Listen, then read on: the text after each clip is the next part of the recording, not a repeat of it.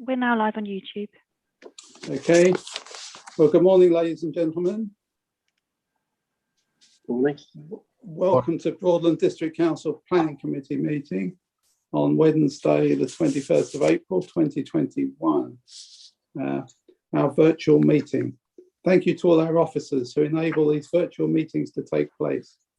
Hopefully everything will run smoothly. If there are any issues, we will endeavour to resolve them as quickly as possible.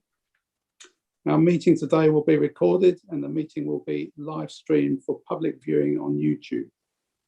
The recording of this meeting will also be available on the Broadland District Council website. You should be aware that any comments made in this meeting will be recorded indefinitely. Please can I ask everyone in attendance that when your microphone is unmuted, that you should try to keep your background noise to a minimum. My name is Councillor John Ward and I'm Vice Chairman of the Planning Committee and acting as Chairman today. I will now ask our committee officer to conduct a roll call and declarations of interest of members of our Planning Committee. Thank you, Chairman. Councillor Adams. Here, and I have been lobbied by one of the objectors to the Newtons and Faith application. Thank you. Councillor Brennan. Yeah, excuse me, sorry. Present, I also have received that same email that Councillor Adams has got. Thank you. Councillor Fisher.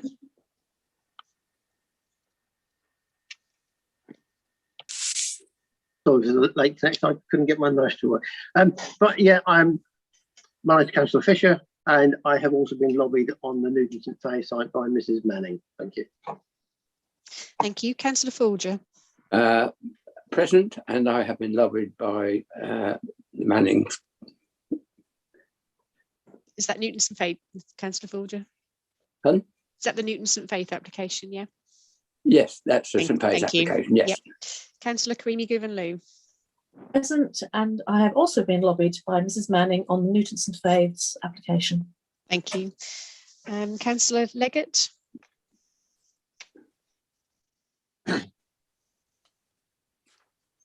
Present, and I have not been lobbied. Councillor Moncur. Present, and also been lobbied by Mrs. Manning on the Newton St Faith's application. Thank you very much. Councillor Pretton. Present. I too have been lobbied by Mrs. Manning on behalf of the Newton St Faith's application. Thank you. Councillor Riley. Present, and if I have been lobbied, I'm not aware of it. And Councillor Ward. Yes, present, and I have also been lobbied by Mrs. Manning on Newton St Faith application. Right, thank you, Officer Matthews. Thank you. Also present today are officers Helen Mellors, Assistant Director of Planning, team managers Matthew Rook and Ben Burgess, and from Democratic Services, Leah Arthurton and Dawn Matthews. All members of the committee have received in advance paper copies of the agenda presentation slides and public written submissions for the applications being considered today. Only members of the public who have registered to speak in accordance with the Council's scheme of public speaking will be able to address this committee. The time allocated is a maximum of 5 minutes per speaker. Please be aware that there is no provision for members of the public to circulate documents or photographs at this meeting. The order of our meeting today will be as follows. The planning officer will present the key points for the applications to be considered. This will be followed by questions to the presenting officer from members of the committee in relation to the presentation. Public speakers will then be invited to address the committee. This will be followed by questions to the public speaker from members of the committee. I must emphasise that these questions will be only to clarify something the speaker has said and not for the speaker to put across further points. The order for public speaking is Parish Town Council first, followed by objectors and then supporters. Council members who are not members of this committee will then be invited to speak for the allocated maximum 5 minutes for each speaker. This again will be followed by questions from members of the committee. The committee will then discuss and determine the applications. Members will give their votes in a roll call, and our committee officer will relay the result to the meeting. Do we have any questions before we proceed, please?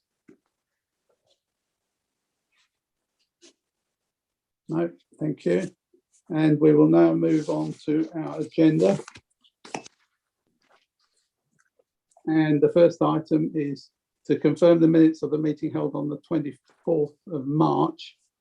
I'll ask Officer Matthews to do a roll call and also to ask for any matters arising from those minutes, please. Thank you, Chairman. Could I just take the liberty also, just before I do that, of just reporting an apology we have for absence, and that's from Councillor Sue Lawn, and Councillor Leggett is her substitute. You'll also note that Councillor Beadle is not with us at the moment, and I believe he's having difficulty with his connection this morning, and he may join us at some part of the meeting, in which case, if it's part of the way through an application, he'll have to wait to join the meeting until we start a new application. So if I now continue with just confirming members are happy with the accuracy of the minutes of the last meeting and raising any matters arising. So that's Councillor Adams. Yeah, quite happy with the accuracy of the minutes, no matters arising. Thank you. Thank you. Councillor Brennan. Yeah, minutes accurate and no matters arising. Thank you. Thank you. Councillor Fisher. And no matters arising, and agree the minutes. Thank you. Councillor Folger. Agree the minutes, no matters arising. Councillor Karimi Guvenlu. Agree minutes, no matters arising. Thank you. Councillor Leggett. I was not present at the meeting, Carol. Thank you, Councillor Leggett. Councillor Moncur. Agree the minutes and no matters arising. Councillor Pratton. Agree the minutes, no matters arising. Thank you. Councillor Riley. Agree the minutes, no matters arising. Thank you. And Councillor Ward. Agree the minutes, no matters arising. Thank you. That concludes that matter, Chairman. Thank you. Then we will move straight on to the applications. And the first one is 2021-776, land north of the street, Caulston. And I will ask Officer Matthew Rook, please, to present them. Morning, Chair. Morning, everybody. Yeah, if I just share my screen, I can then bring forward the presentation.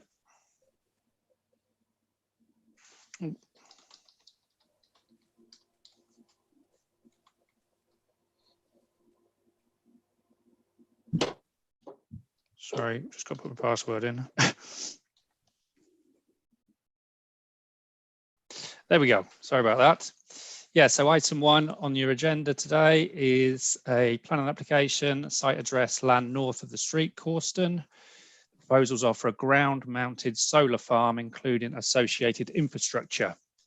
Just before I go through the presentation, this application is reported to committee as the application has been called in by Councillor Peck for determination by the planning committee.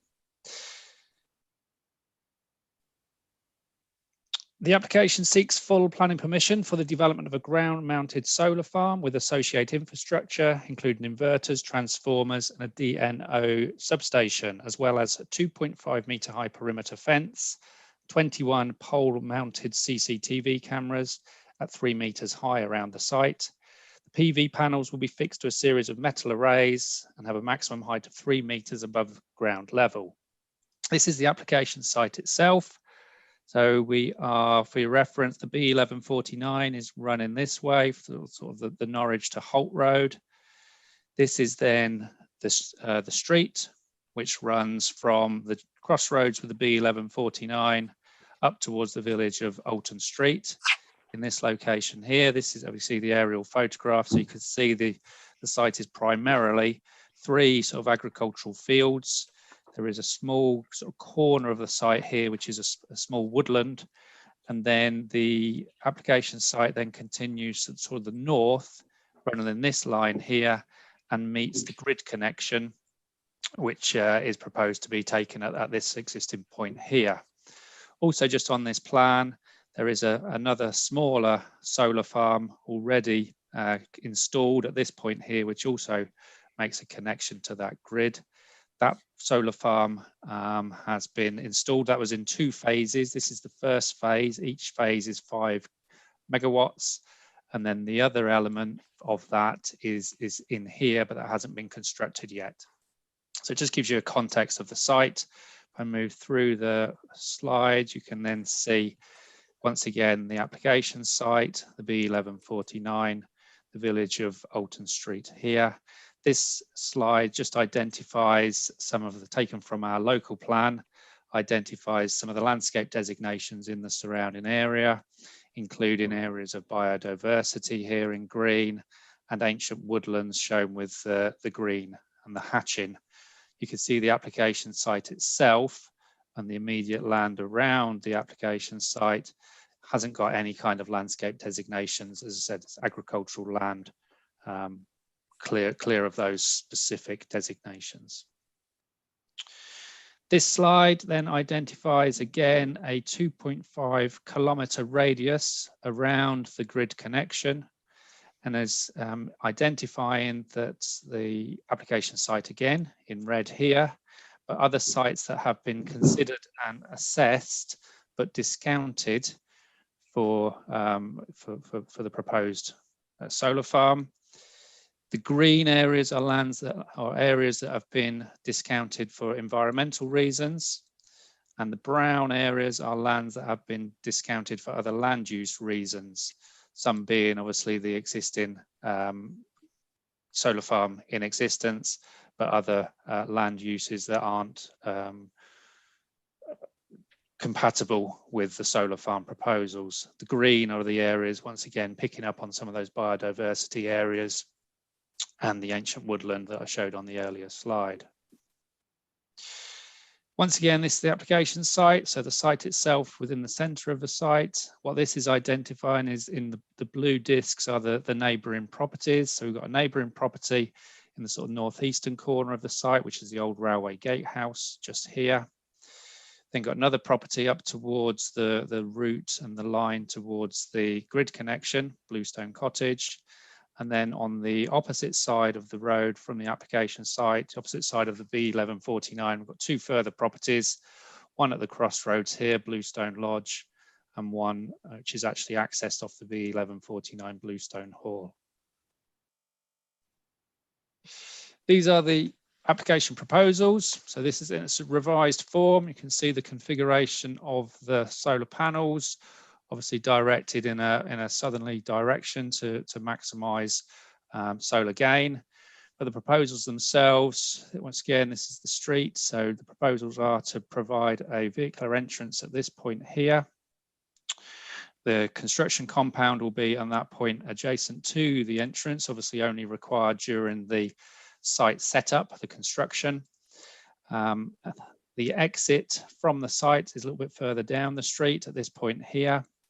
And then there's a series of associated equipment alongside the solar arrays in the form of transformers. I believe there's 6 transformer units here, and then 2 substations.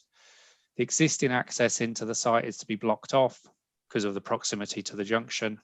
So that's the arrangement, entrance in there, exit out, and then the transformers and the other equipment, which is sort of set behind the roadside hedgerow. There is a hedgerow that runs all the way up that side of the street, and a hedgerow that runs all the way along the B1149. Do have photographs of that I could show you shortly. It's also an area of hedgerow that's to be provided through the centre of the site, and a connection and no development within that woodland that I mentioned. There's also a line of trees which form this sort of north-western boundary of the site, and further hedgerows and trees along that northern boundary.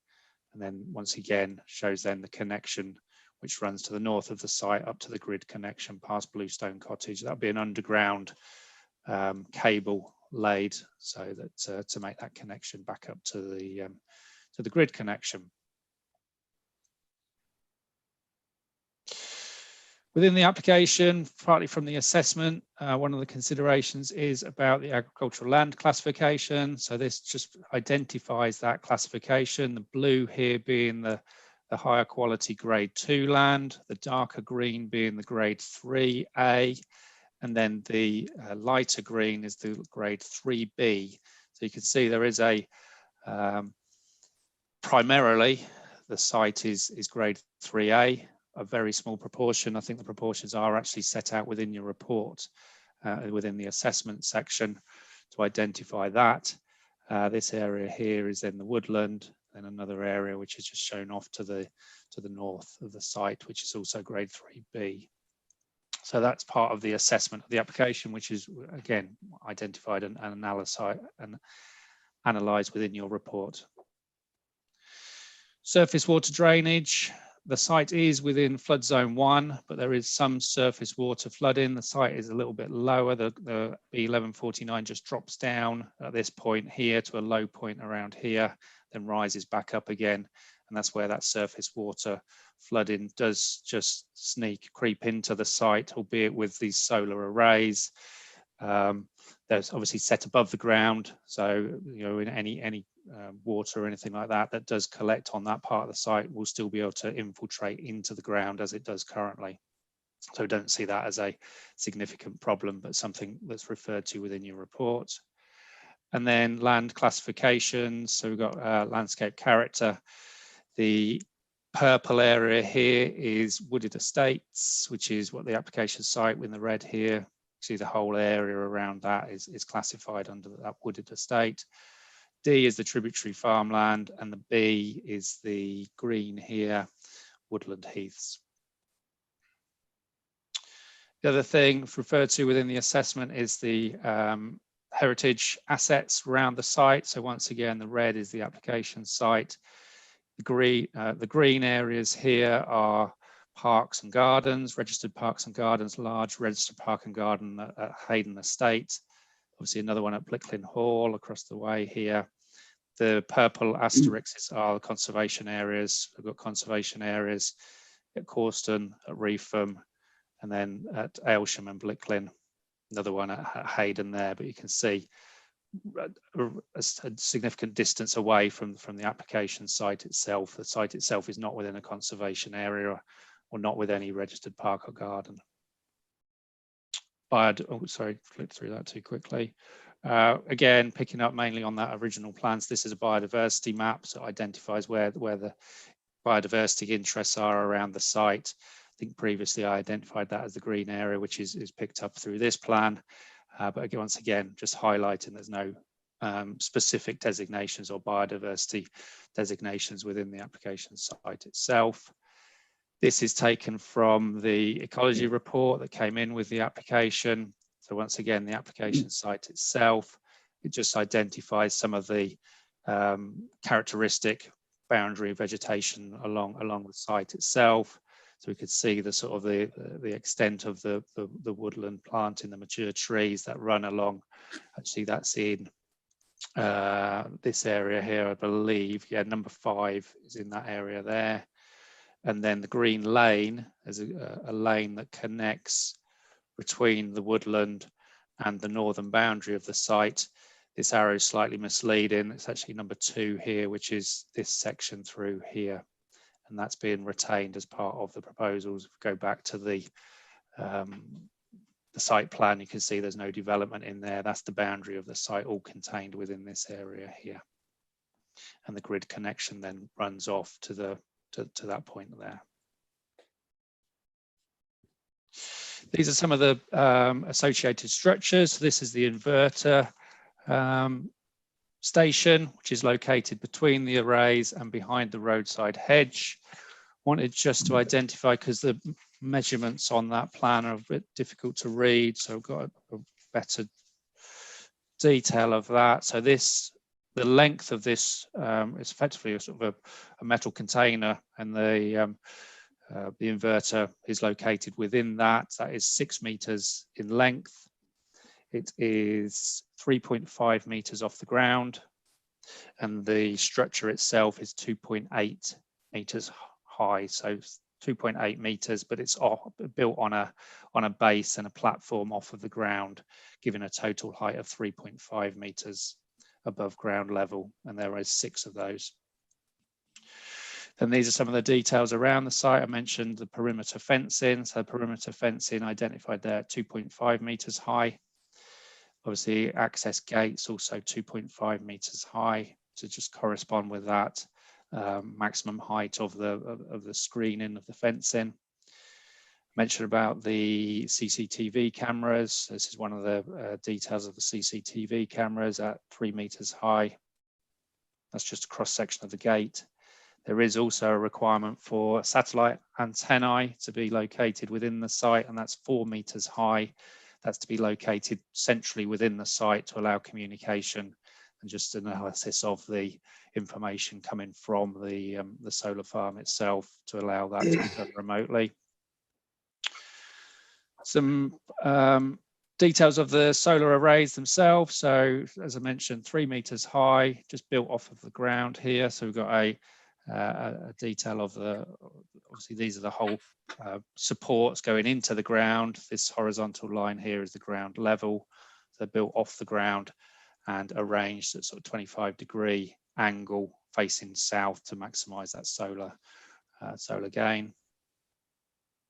This is the construction area. So the entrance in here, this is obviously for the temporary period whilst the site is under construction, all set behind the roadside hedge. Storage container, just for maintenance of items that are required on site, spare materials and things like that. That's located within the centre of the site, but again, 3 metres high, 6 metres long.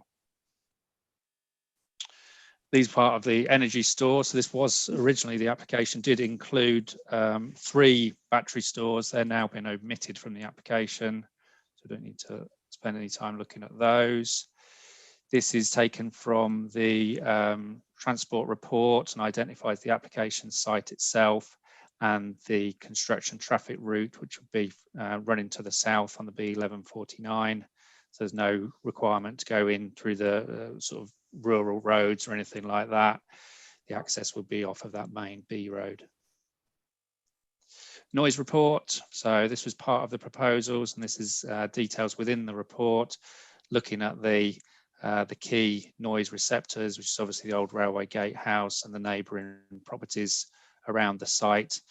The noise levels are presented within the report. Environmental health officers have considered those proposals, and after further requests for further information are raising no objections on noise grounds.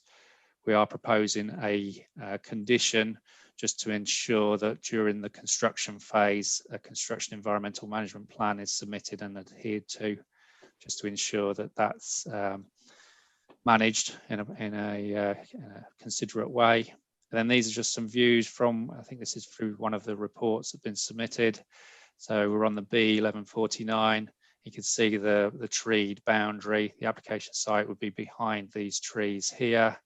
Just get a little glimpse of it through at the crossroads point there with the Hayden Road, just through that gap in the trees there.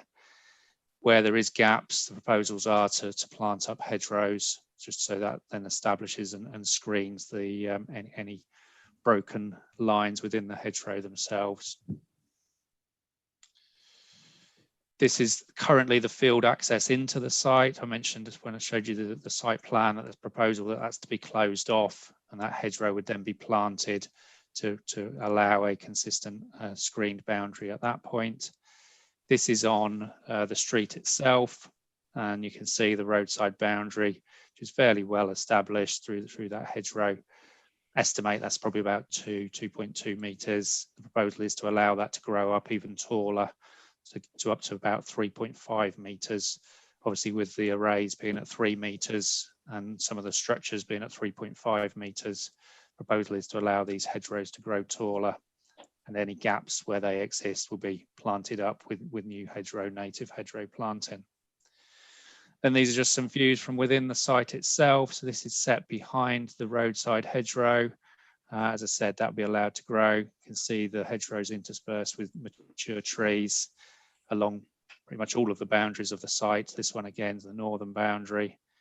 You can see how level the site is, so we don't anticipate that raised land or anything like that. Some of the, if the land was rising, you may see some of the panels in the longer distance, because the site's so level. Don't really anticipate that screening, the visual impact will be an issue once the hedgerows have been established and allowed to grow taller. That's the old railway gatehouse, which I mentioned. So the proposal would be to obviously fill in that gap there and site the panels just away from that neighbouring property. And then just some remaining views just of the site, picking up what I said earlier on about how flat and how contained the site is around the site boundaries. These are further views. Yeah, so just some more views from within the site itself. This is the view at the crossroads looking into the site. This is on the B1149s going across the screen. The street's running away from you there. So once again, that will be infilled on that corner just to screen off that entrance. And that's the final shot of the location plan, the site plan. So if I just go back through to the report, as I said, the consultation representations are all as reported, and no updates to give members on that side of things. Issues for consideration are the principle of development, the loss of agricultural land, the need for the development, impacts on landscape, heritage and biodiversity, on highway safety, drainage, flooding and noise. Members will have seen this very full report. The assessment is very detailed. Don't intend to reiterate all the reasonings of those issues. However, based on the consultation replies, landscape impact does require particular analysis. The site is currently in arable use and comprises 3 fields. Site boundaries are marked by established native hedgerows and mature trees. The topography of the site is generally flat. There's a small woodland in the northwestern corner of the site, which does not form part of these proposals. The site is not part of any landscape designation, and there are no footpaths or bridleways within the site. It's noted that there is another solar farm, some 130 metres to the northwest, but this is separated by mature hedging and trees. That was approved in 2 phases, but only the first 5 megawatt phase has been installed. The second phase is on land to the north within the former Alton airfield. There is considered to be little intervisibility between the existing and proposed sites, and therefore there is not considered to be cumulative visual impact. A landscape and visual impact appraisal has been submitted, and it recognises that due to the effective screening of the hedgerows, trees and woodland in the one corner of the site, that views of the site are visually very contained. Therefore, the impact of the landscape effects are not expected to be significant and can be effectively mitigated with the reinforcement of boundary hedgerows to a height which will effectively screen the proposals. Furthermore, the landscape and environmental enhancements proposed will enrich the existing habitats. It's noted that Alton Parish Council are concerned about works proposed to the hedgerow along the street as part of achieving access to a future construction compound further along the street, which is required as part of a consented offshore wind farm proposal that will be laying underground cables to the west of Caulston. The details approved under that consented scheme identified that the front face of the roadside hedge would need to be trimmed back to facilitate forward visibility at certain points along the street. But this does not significantly alter the screening effect or the height of the roadside hedge itself. On the basis of the proposed landscape enhancements, it is considered the development can be considered to be acceptable in terms of landscape and visual effects. In summary, the emphasis that the government has placed on the development of sustainable development, including the establishment of renewable energy generation towards achieving carbon neutral targets, must be recognised. After careful assessment of the proposals against the main issues, it is considered the proposals represent an acceptable form of development, and it's recommended that based on the type of development proposed, that a temporary 40-year permission is granted, subject to the conditions listed on page 54 of your agenda. Thank you, Chair. Thank you, Officer Rook. Now, members of the committee, do any of you have any questions for Officer Rook, please?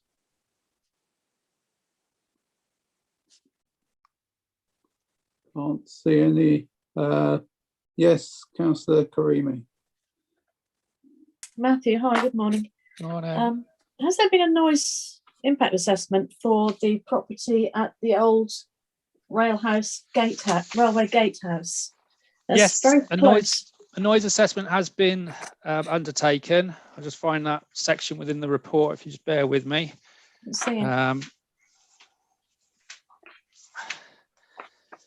So that is, yeah, bottom of page 49 of your report. Oh, 49, okay. So that runs through 49 right the way through to 51. No, 52. Yeah.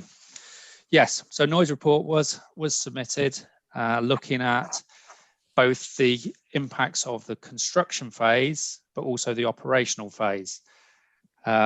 Also, that report looks at background noise levels, so that it identifies, perhaps if I, do you want me to pick up some elements from within that? I was particularly interested in, are they called transformers or something that can be in the middle of the development?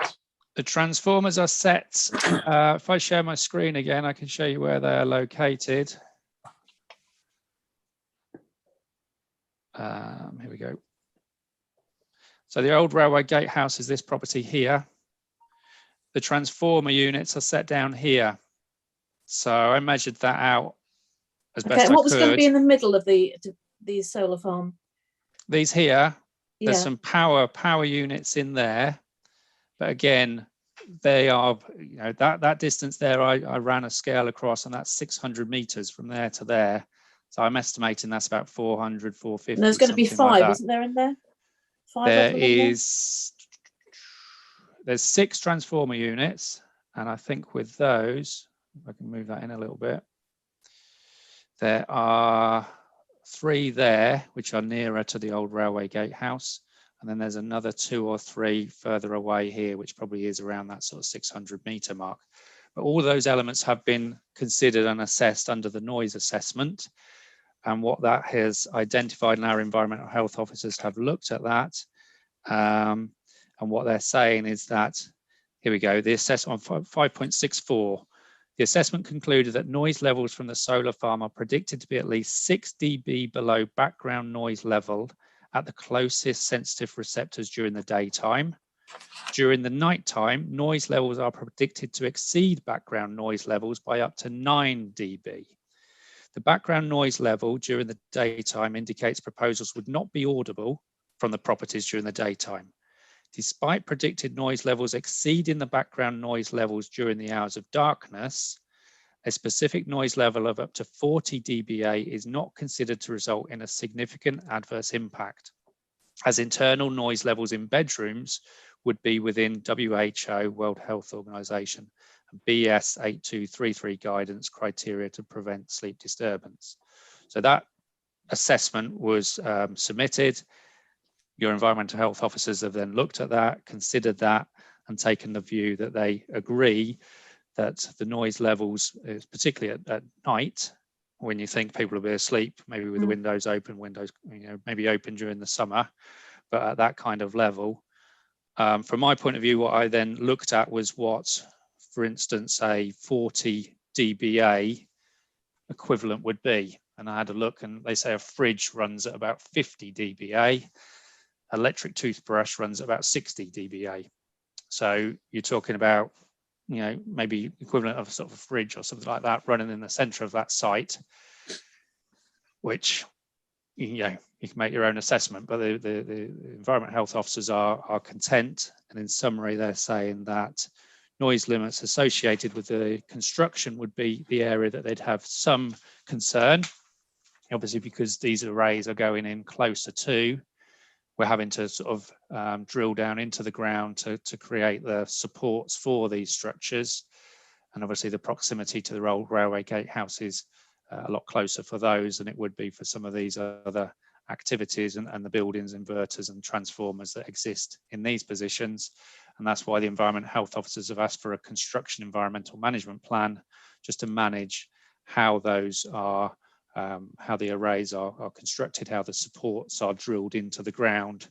And that's what's been asked for as a condition and has been suggested in your list of conditions.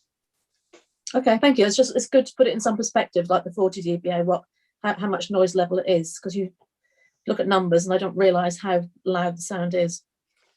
So thank you for explaining that. Thank you. Councillor Leggett.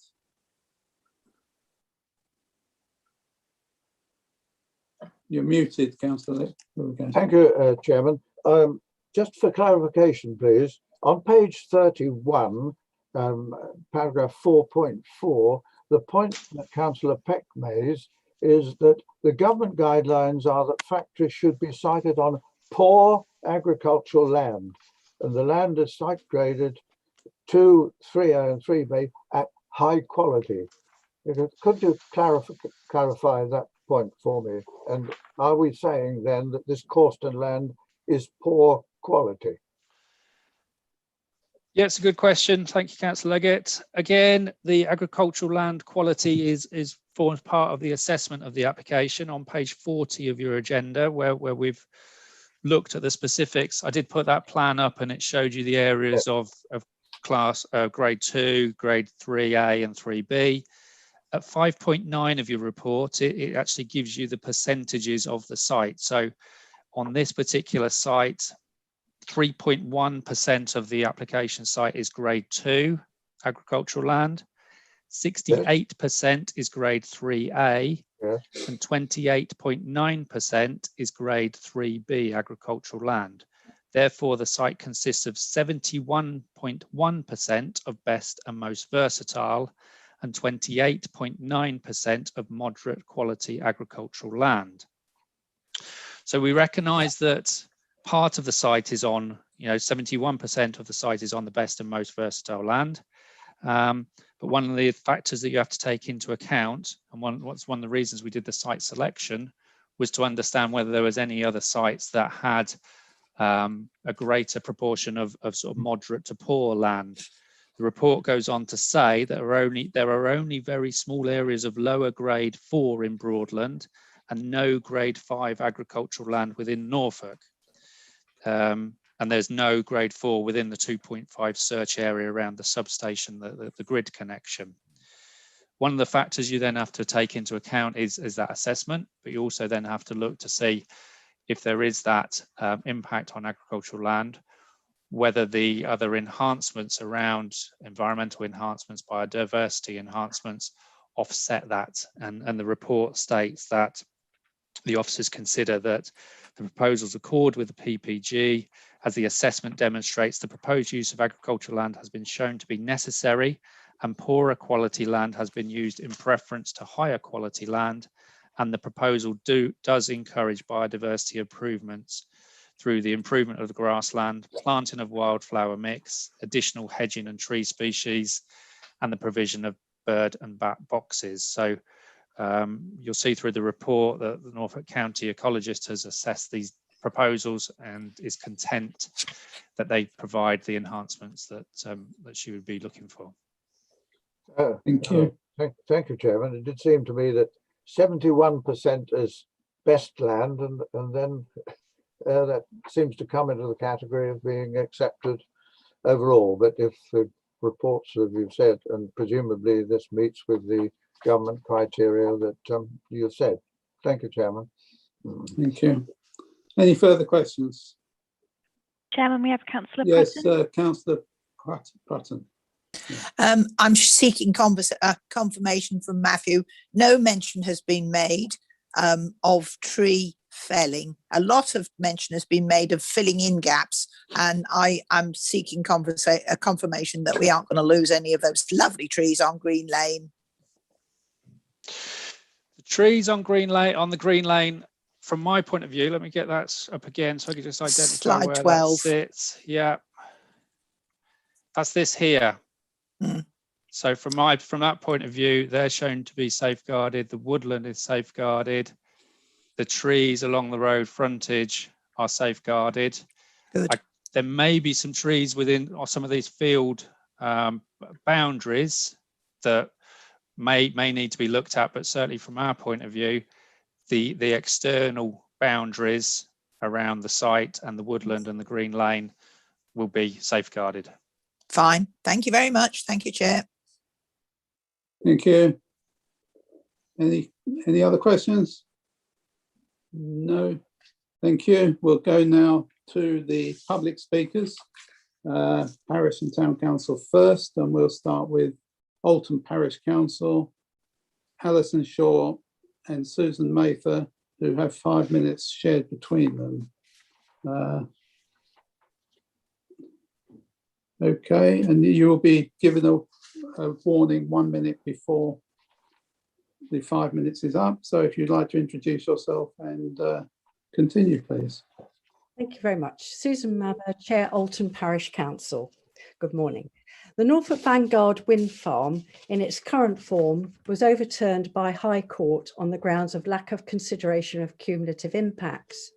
In this solar farm application, there seems to have been a failure to fully consider the cumulative impacts with the many national infrastructure projects in this area.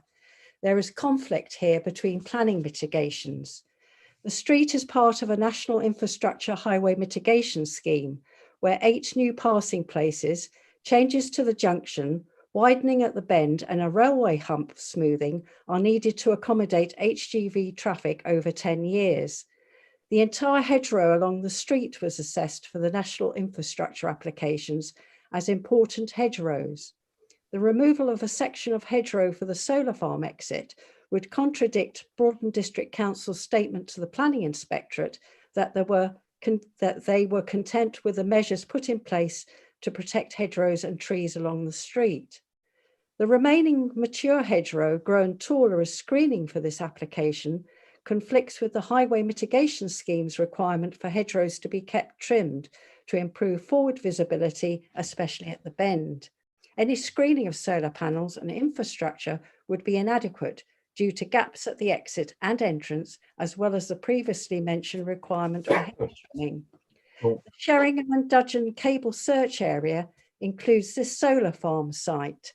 A recent email from Equinor suggests they might use horizontal direct drilling under this huge site, or if that is not possible, move the cable trench either northeast or southwest. Past experience of all other NSIP projects is a reluctance to use underground drilling because of extreme costs. This solar farm may result in the cable trench moving unacceptably closer to Caulston or Alton Street. Thank you. Can I continue with the time? Yes, but please continue, yes. Thank you. How much longer do I have? We have just over 2 minutes and a half, 2 minutes 30, sorry. Over the past 2 years, Alton and Caulston have been scorched in the fires of 3 NSIP wind farm public examinations, all affecting both parishes in many ways. It is not renewable energy that we object to. It is the random piecemeal trashing of the Norfolk countryside and its agriculture, tourism and communities by the lack of an overall plan for this transition. You have no power over these NSIP projects, of course, but as the LPA, you are the gatekeepers of the environmental costs locally of the proposals that come before you, and you do have the obligation to consider fully the cumulative impacts of your planning decisions. What looms over Alton Street and the exact spot of the location of this solar farm site is an almost unbelievable aggregation of cumulative impacts from proposed development. These impacts arise from the 4 huge projects that are in many different stages of the planning process. In all cases, Alton Parish is either hosting the main construction compounds with massive increases in HGV traffic or being actually dug up as some of the cable trenches come through. If ever there was a site sensitive to pre-existing development pressures, then Alton Street is it right now. Not only would consent for this project add a 40-year visual insult to the injury of HGV construction traffic for 10 years from the other projects, but approval of this solar array would risk actually distorting the cable route of the newest project, Equinor, so as to force them to bring their cable trench either closer to Alton Street or closer to Caulston Village. This proposal lies slap bang in the middle of Equinor's cable trench route. 1 minute remaining. If this solar farm gets there first, and it would, then Equinor will have to curve round it. Finally, the site selection here defies logic. All of the land for this site is classified as grades 2 or 3, 71% best and most versatile. The NPPF recommends not to approve the use of such land for solar farms unless there is compelling evidence. In a post-Brexit and post-pandemic world of uncertain supply chains, the compelling case is for more food to be grown locally, not less. We entreat you to consider extremely carefully before you add anything to this toxic mix on our doorstep. Thank you. Thank you. Thank you both. Do any councillors have questions for the two speakers, please?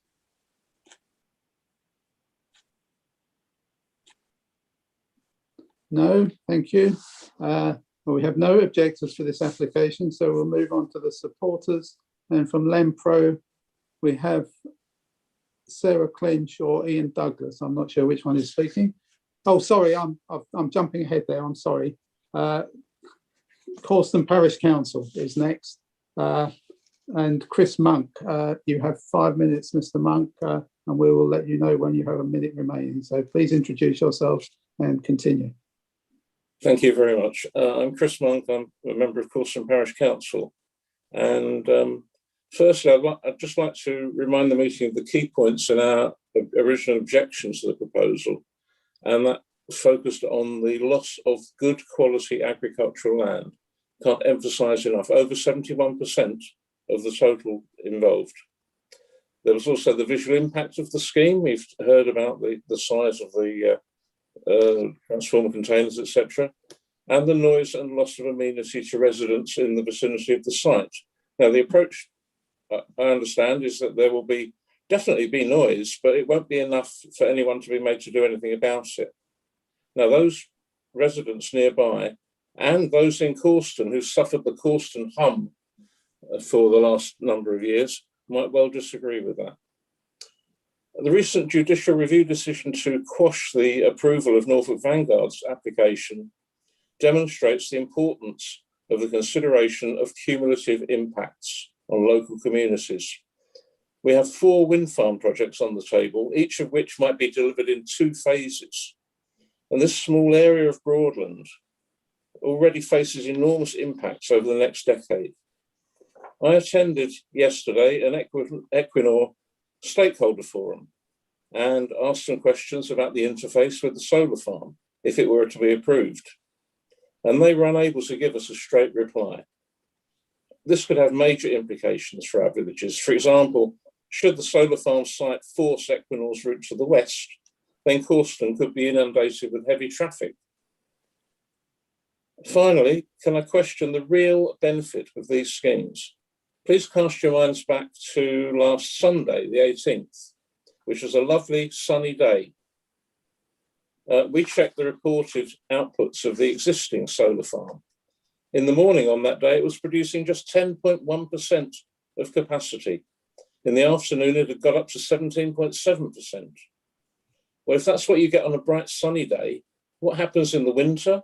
What happens on any cloudy day? And this was not peculiar to Alton.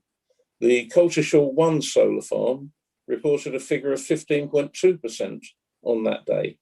So it would appear that far from powering over 6,000 homes as claimed, in reality, the proposed solar farm would struggle to produce enough for 1,000. It's not a lot of contribution to renewable targets. So given this minute contribution, the loss of good agricultural land and the potential disruption to communities from the cumulative impacts of the scheme with the wind farm projects, I ask you, is it worth it? I suggest not and urge you to reject the application. Thank you. Thank you. Does any councillors have a question for Mr. Monk? No, thank you. And we'll go over to the next speaker, Lempro, Sarah Clinch or Ian Douglas. And you have 5 minutes. Please introduce yourself and you'll be given, let know when there is 1 minute left to go. Thank you. Good morning. Thank you, Chair. It's Sarah Clinch here from Lampro. Good morning, members. The committee report prepared by your planning officers is thorough in outlining the proposals, comments received, responses to these comments, and why the development is acceptable. We welcome the recommendation for approval. There were no new objections raised by the previous speakers in respect to the scheme. Both ourselves and officers have provided written responses to the concerns expressed, which are summarised in the officer report. In our role representing the applicant, we would briefly like to draw on and expand on 3 key considerations, namely the principle of development and policy context, the potential for and mitigation of construction impacts, and sensitive design and ecological enhancements proposed. On the first consideration relating to the policy context and the acceptability of the development, we wish to highlight the following. The UK is legally bound through the Climate Change Act 2008 to cut greenhouse gas emissions by 80% by 2050.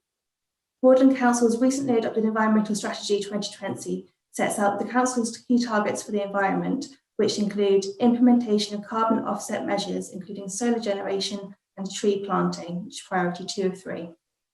The Greater Norwich Growth Board's latest annual monitoring report outlines that the amount of renewable energy generation granted planning permission has declined. The application proposals provide an opportunity for the Council to make an important contribution to renewable energy generation and environmental enhancement. The proposed project has a capacity of 28 megawatts, which is enough to generate clean electricity to power around 9,000 homes. The principle of development and the appropriateness of the proposals is accepted by Broadland officers and all technical consultees. More than 100 households and businesses engaged with the project by visiting our pre-application online consultation page. Broadland Council have not received any objections from individual local residents. They have responded to the comments received in the officer report. The concerns raised by parish councils have been carefully considered. Our responses included the submission of additional technical information to reassure the councils, and the scheme has been modified in response to the concerns. As described by officers, this has included removing battery storage and reducing the scale of the proposal to respect residential amenity. The remaining concerns have been discussed with officers and technical consultees, and the responses to these are summarised in the officer report, including that the potential impacts raised can be appropriately managed or mitigated. The officer report details that the site selection assessment provided satisfies the necessary test prescribed by national planning policy to justify the use of the section of the site's best and most versatile agricultural land, defined as grades 1, 2 and 3A. The land on site comprises a range of grades, including a significant proportion which is not best and most versatile. On the second consideration relating to construction impacts, we wish to highlight the following. As described in the officer report, it's unlikely the construction periods for the site and the offshore wind projects would overlap, and that any construction impacts would be temporary. The application would have a short construction period of 10 to 12 weeks. The Highway Authority has satisfied that proposals for the site access and construction are appropriate. On the third and final construction relating to the sensitive design of the project and the ecological enhancements proposed, we wish to highlight the following. The proposals have been informed by technical assessments to make sure the development is designed in a sensitive manner which respects the site and surrounding area, including local character and avoiding impacts on heritage assets. The site is already well screened, and the ability to enhance this, together with topography of the surrounding area, means the visual envelope of the site is limited to a very close proximity to the boundaries. The site was selected to avoid having a visual impact on the surrounding landscape and has been deliberately sited not to impact on any public rights of way. The proposals will provide gains in biodiversity by supplementing the existing vegetation and hedgerows surrounding the application site with a range of native species, improved grassland, or planted between the panels as well. The temporary use of the site of the solar farm will allow the land to rest and recover. The merits of this are established through crop rotation practices. Depending on the management at solar farms, they can still include agricultural uses in the form of sheep grazing, and the overall land use is temporary, and following the permission will be reinstated to agricultural use once the solar farm is decommissioned, so there'll be no overall loss of land. In summary, the proposals are called with the relevant planning policies and represent an appropriate form of development in the countryside. Therefore, the principle of development in this location is acceptable. The site is suitable for temporary use as a solar farm, and the sensitive design of the scheme appropriately mitigates potential impacts. Thank you. And just finally, just to clarify to members that just the grid connection is on site, and it's the comms cable that runs to the north of the site. That's all. Thank you. Okay, thank you very much. Do any councillors have a question, please, for Sarah? John, can I just jump in? Yes. Just a point of clarification. I think I heard the speaker say we haven't received any individual objections. There are 2 comments within your report on page 38. One from the old railway gatehouse and one from a resident of the street. So just to clarify that point for you. Okay, thank you. And members. Thank you. Right, no other questions? Anybody? No. Thank you. We'll move on then to Councillor Peck, please. Councillor Peck, you have 5 minutes if you'd like to introduce yourself, and you will be told when there is 1 minute remaining. Thank you, Chairman. I'm the member for Eynsford Ward, which includes Caulston, and I called in this application. As a number of speakers have mentioned, the government guidelines state that solar parks should not be built on high-grade agricultural land. And this proposal would lead to the loss of good agricultural land, being grade 2, 3A and 3B, as has already been mentioned. This loss does not justify any benefits brought by this application. Mr. Rook did say that the applicant is putting in biodiversity schemes, but they do not allow you to grow crops. The need we will have in the future for growing crops is not a very good idea. The application includes construction of an amount of infrastructure as well as the solar array itself. This amounts to new development which is outside any settlement boundary. This is against policy GC2, location of new development, Broadland Development Management, DPD 2015. As the proposal would lead to a significant adverse impact through the loss of good quality agricultural land, as well as impact on open countryside. This makes the application contrary to a policy 17, smaller rural communities and countryside, Joint Core Strategy 2014, as the application is not one of the exceptions within that policy which would permit its development. Moreover, as 6.66 of the JCS explains, in connection with it to this policy, much of the area is agricultural land forming an attractive backdrop to the existing settlements. This area contains many attractive built and natural features, including areas of notable landscape character, geological and biodiversity interest.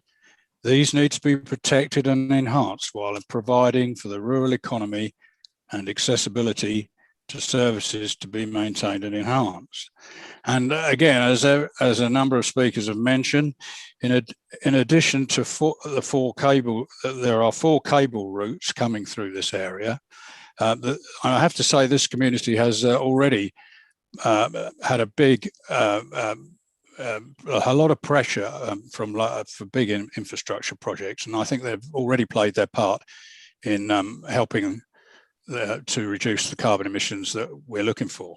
So I think they've frankly done their bit. But these 4 cable routes servicing 3 offshore wind farms are due to come through the parishes of Alton and Caulston,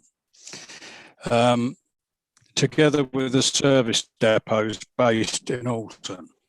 This is going to increase truck movements through Caulston by about 1,000 a week for 11 years. And so, as was I mentioned again, the cumulative impact of all these projects needs to be considered.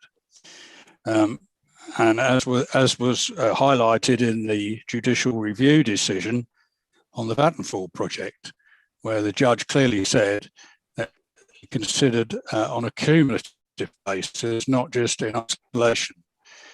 So I would ask you to do that. Again, I go back to the point that the land is good quality. Now, we seem to be suffering in Norway because we have a lot of good quality land, but I think it's unfair that we should build on this good quality land because the applicant says there is a lack of poor quality land. Maybe they should look for more quality land somewhere else. Thank you, and I hope the committee will agree with me and reject. Did you get all that? Okay, thank you, Councillor Peck. Yes, thank you. Hello. Hello. Yes. Hello. Did you hear me through that? Yes. Yes. It went very quiet. Yeah, we could hear you. Yes, it was a bit broken up, but we got the understanding of it all. Thank you. Yes. Does anybody have any questions for Councillor Peck, please?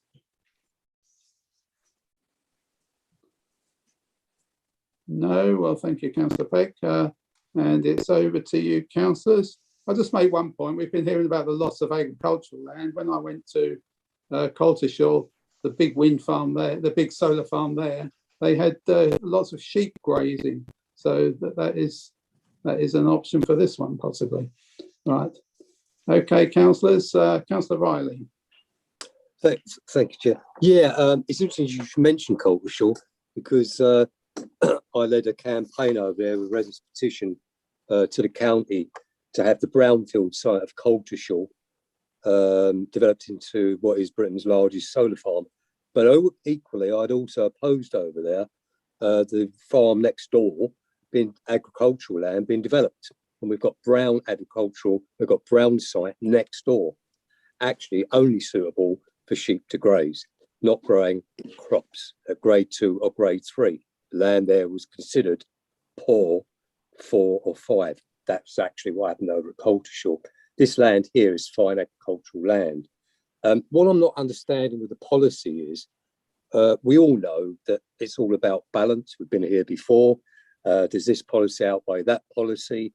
And if we have a look at the definitive policy statements that have been made and by the Secretary of State in regards to this matter, it is really clear and material to planning inspectors as well, that good quality land, categorised as 2 or 3, should not be used for solar farms, only poor quality land.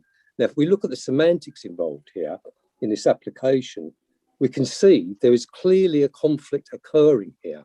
Because Norfolk has good quality land and doesn't have much poor quality land, an argument is being pursued here that therefore you should give over good quality land because there isn't much poor quality land to have solar farms on. The reality is solar farms are being developed large scale offshore. And the other reality here is as well, every parcel of land that goes over to a solar farm reducing the agricultural growing capacity of this nation means we have to import more food. Not about sheep here or meat, we're talking about green food. That has an impact environmentally. This land is valuable land, and there is policies that are material that says it should not be developed in terms of a solar farm because it is high quality agricultural land. In my mind, this clearly outweighs the other points of this application, talking about, well, you can have biodiversity or there's no poor land to develop on. It completely outweighs it. And if we have a look at the situation with Alton as well, Alton already is producing electricity way above what the requirements are for Caulston or for Alton. Alton and Caulston come to about 650 houses.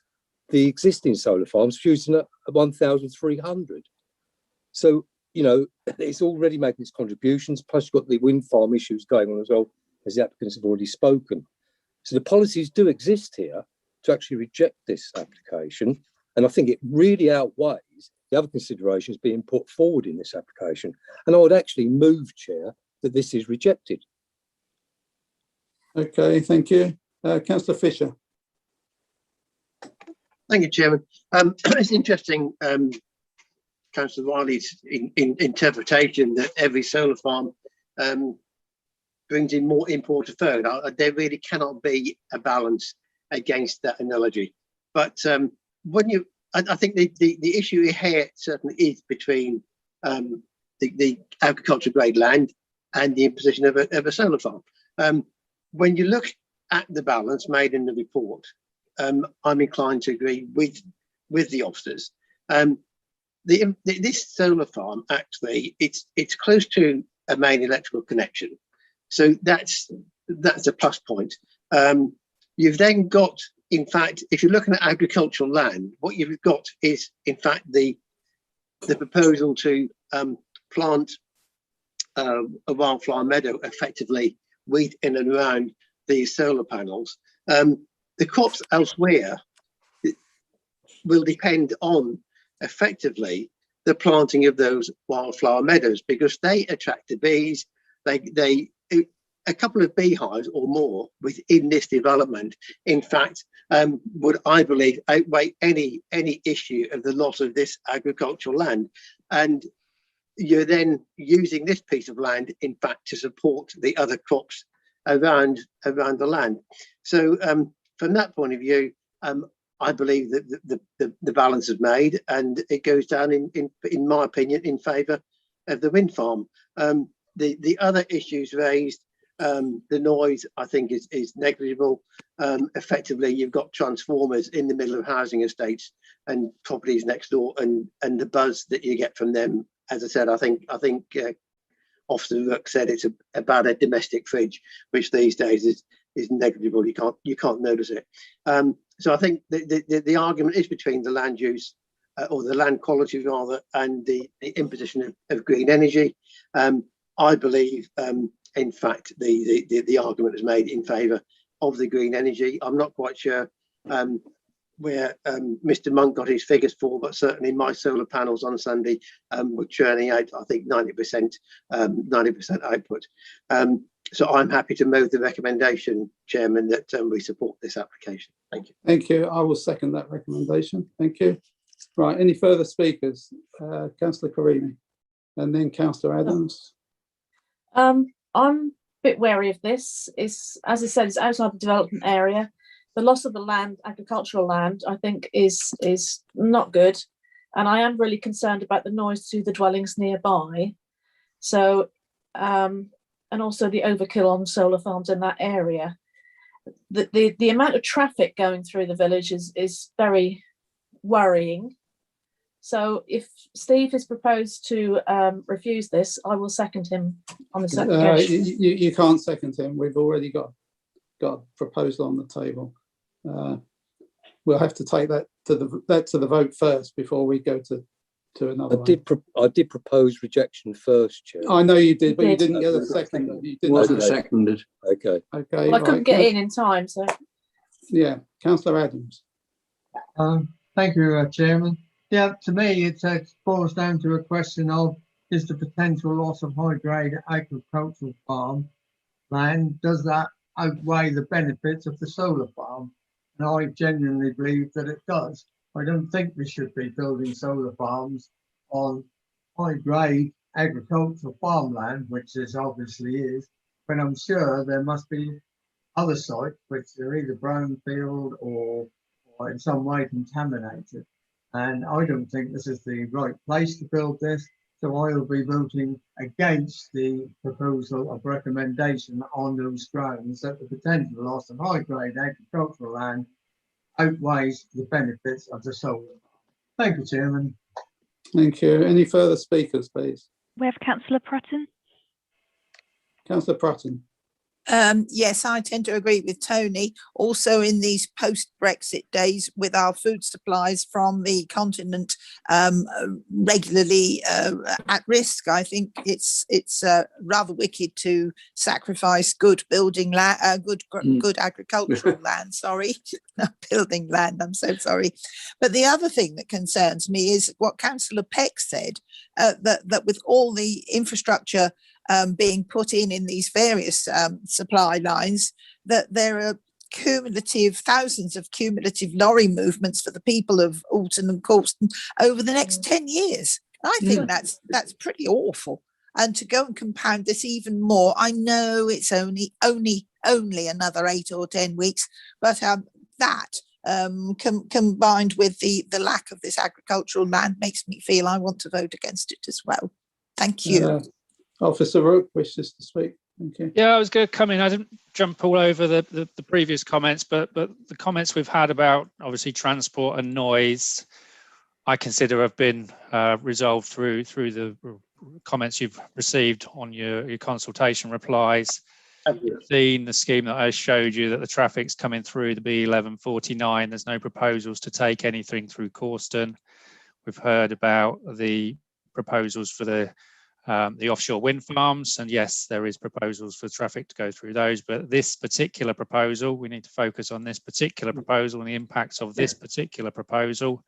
This particular proposal would not be taking traffic through Caulston. It's going down the B1149 as shown on the plan.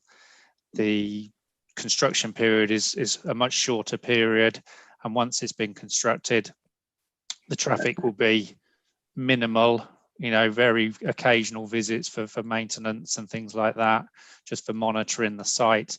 Hasn't got an ongoing need for traffic associated with it. Noise, as I indicated previously, is controlled by the construction environmental management plan, and operationally the noise levels are considered to be within reasonable parameters and have been agreed through environmental health officers. So I'd be concerned about refusals on the basis of noise and traffic, given that your consultative replies are content on those aspects. And as I've mentioned, the issue around agricultural land is a judgment that, as I've indicated, there's very few areas of poor agricultural land around the county. This has been centred on an existing connection point, and the site that's been selected is the most suitable to be getting that connection to that grid point. With the biodiversity enhancements and the screening that's proposed around the site, once that's established, the site will operate without any kind of visual impact and any kind of traffic or noise impacts. That's the reason the officers have put a recommendation together after careful consideration of all the factors. That's all I wanted to say. Thank you, Chair. Thank you.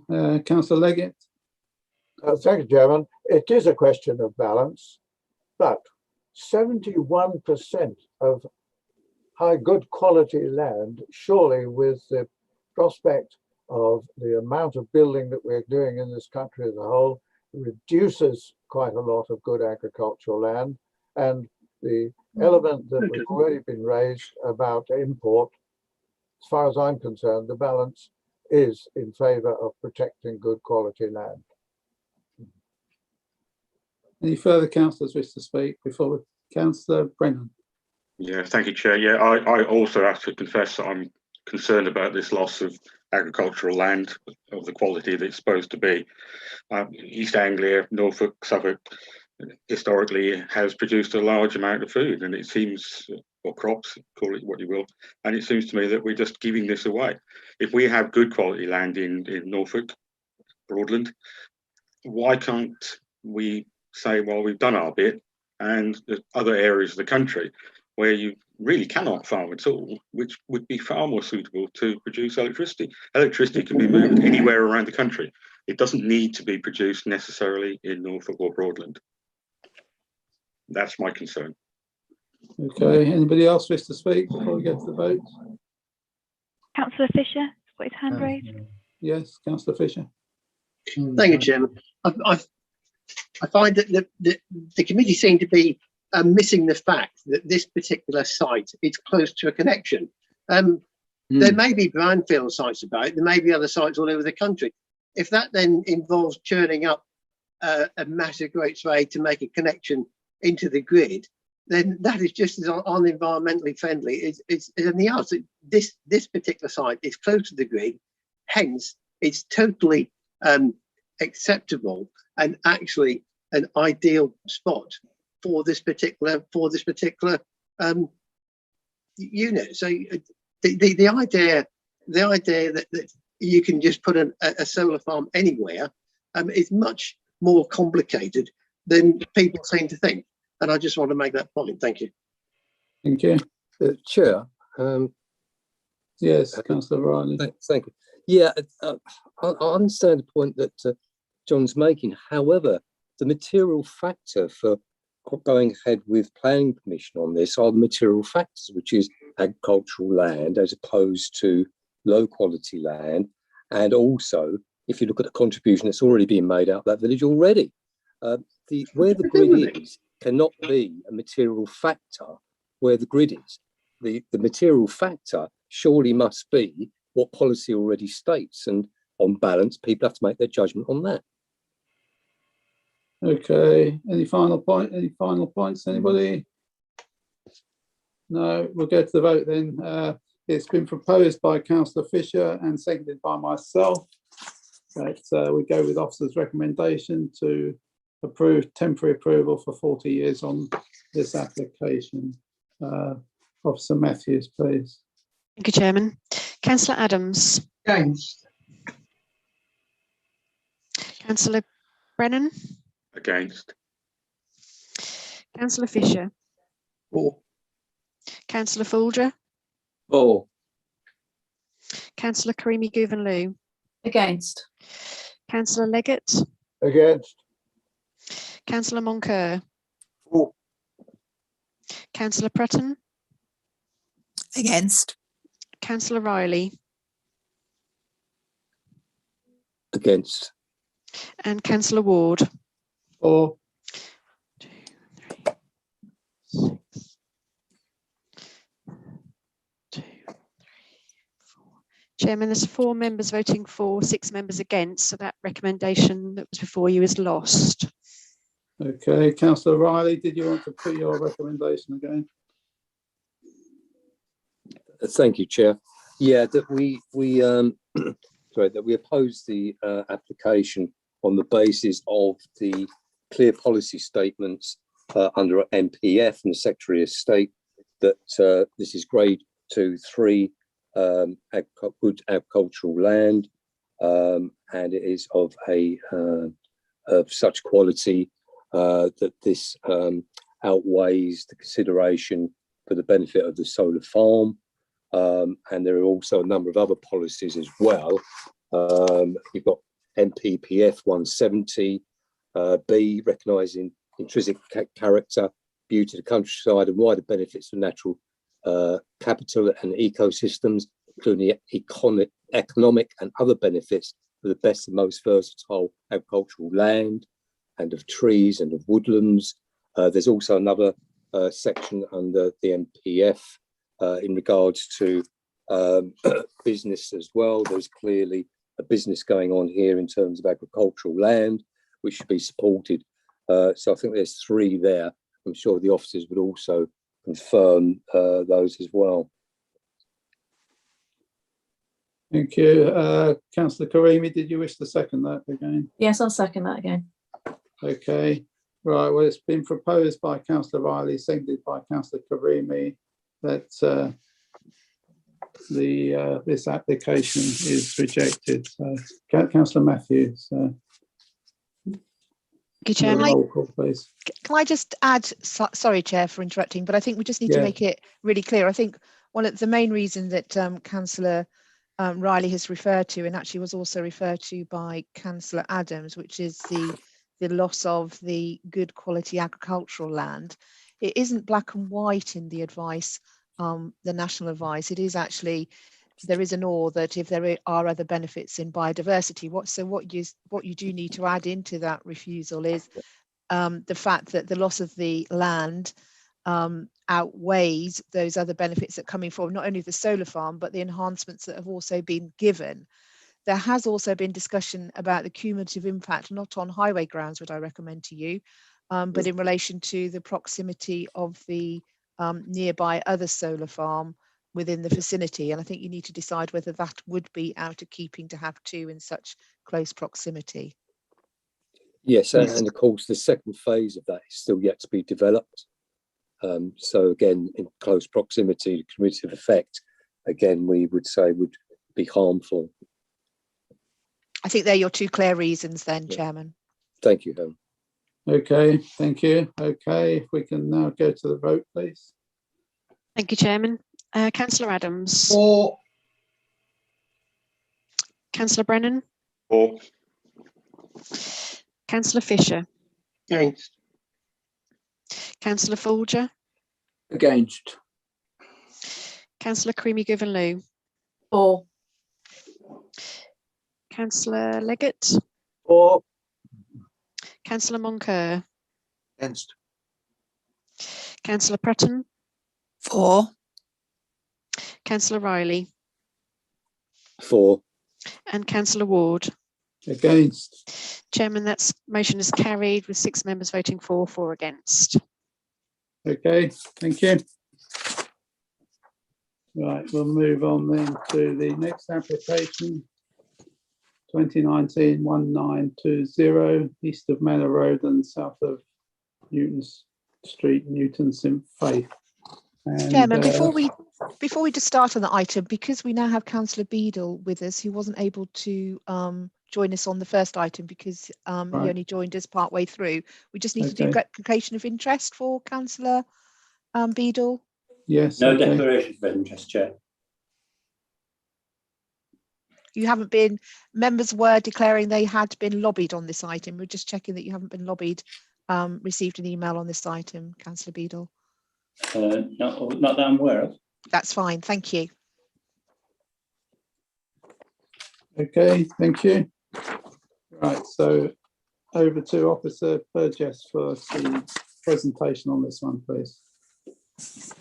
Chair, good morning everyone. I'll just share my screen in 1 second.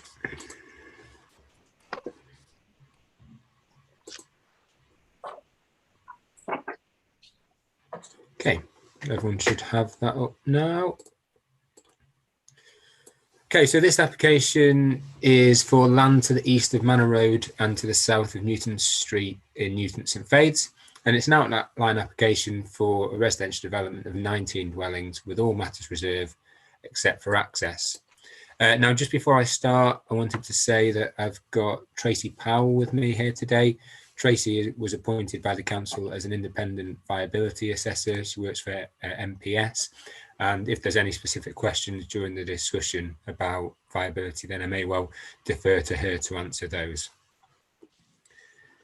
So this application is at committee because it's considered to be contrary to the provisions of the development plan. I'm going to take you through a few slides. Now, this first one just gives us the wider OS base of where we are. You'll see the site location is in here. Now you've got the A140 running south to north in this area, Spixworth over to the southeast, and then you'll see the airport and Horsham St Faith to the south.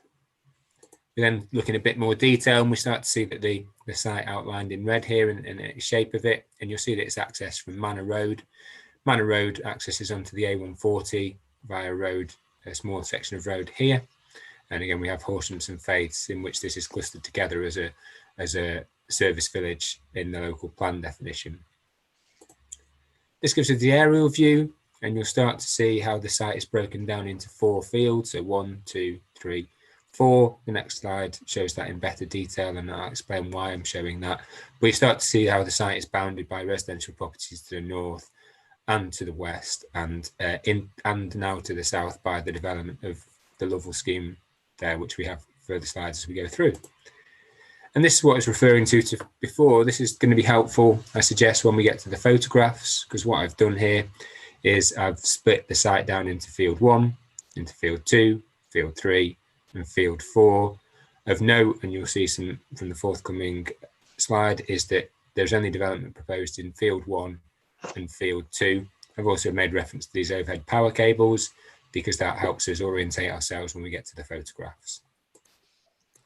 And this is the indicative layout. As I said, it is an outline scheme, so this is only indicative, but it's useful to know that the scheme is, as I've said, 2 properties proposed in this first field, field 1, and the rest of the properties, so 17 properties in field 2, with fields 3 and 4 given over to development as open space and sustainable urban drainage feature in the north there, with the access road coming from Manor Road, and that's that small section of road I talked about onto the A140. This is an important slide to look at, and particularly when we get to the assessment, it'll be relevant. That's the application site clearly there with in the red, and this is Middle Farm over here. This is a grade 2 listed building. Within here, there's 2, and one of the reasons that will come on to the application was originally refused for 64 dwellings some time ago was because of the close proximity to that and the impact it would have. But I'll talk you through that in the assessment. And just to put it in further wider context, you'll see the red line. This is the this is a section from the site allocations, DPD, and you'll see that Newton St Faith's, the built-up settlement area, is within the red line area. The application site is where this star is. That's Middle Farm that I just talked about with the green circle around it. And you'll see here, this is an allocation in the site allocations DPD for a scheme that is now building out. It's the Lovell scheme. It's 69 residential properties, again accessed off Manor Road through to residential properties.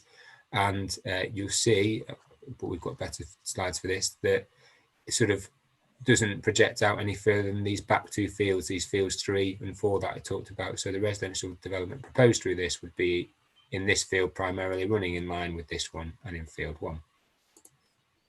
And this is that scheme. That's that Lovell scheme that is being built out at the moment. The access is in through here, new properties along the Spine Road and going into the development in here. This is the edge of field 2. So this is field 2 where the residential property is primarily proposed through this scheme. And I'll take you through a few photographs, quite a few here, but it's worth looking at because the site's quite large, but it's got some interesting features in it. This is the access from Manor Road, and you'll see it's proposed to be between 2 residential properties. That's an existing field access. You'll see, as I talked about earlier, above us are those overhead power cables. And then I've got 2 slides here that show us a view both looking north, that's the site access there, and south along Manor Road, and you start to get an idea of the different types of properties that are on that frontage. This is when we go into the site, and you'll see that back view out. Beyond those trees is a field, and then the A140. And I just wanted to give you the context of the Lovell scheme that's currently being built out down the road that I've referred to already. That's an access. This is an existing residential property in here. This is Manor Road in here, and you've got new properties being built on this side. And then that's the view looking south. Again, you'll see the very mixed nature of the properties on here. And that's the view looking north. That's the other existing property to the north of the access that's been put in through those off Manor Road. And then this is moving into the site. This is within field 1. And I just wanted to give you a sort of an indicative view of where the 2 properties within field 1 would be. They'd be broadly in here. You'll see the power cables over to the left-hand side there. And this is a view of dwellings on the northern boundary of field 1. And this is a more useful photograph as it shows that's the approximate location of where the vehicle access to the road would be through to field 2 from field 1. This is then moving into field 2. And this shows us the view back into field 1 with the residential property, 2 residential properties just behind these trees here. And then this is the view south from field 2 towards the Lovell development. You'll see it's well on the way to being built, and this is within field 2 where the majority of the development will be built.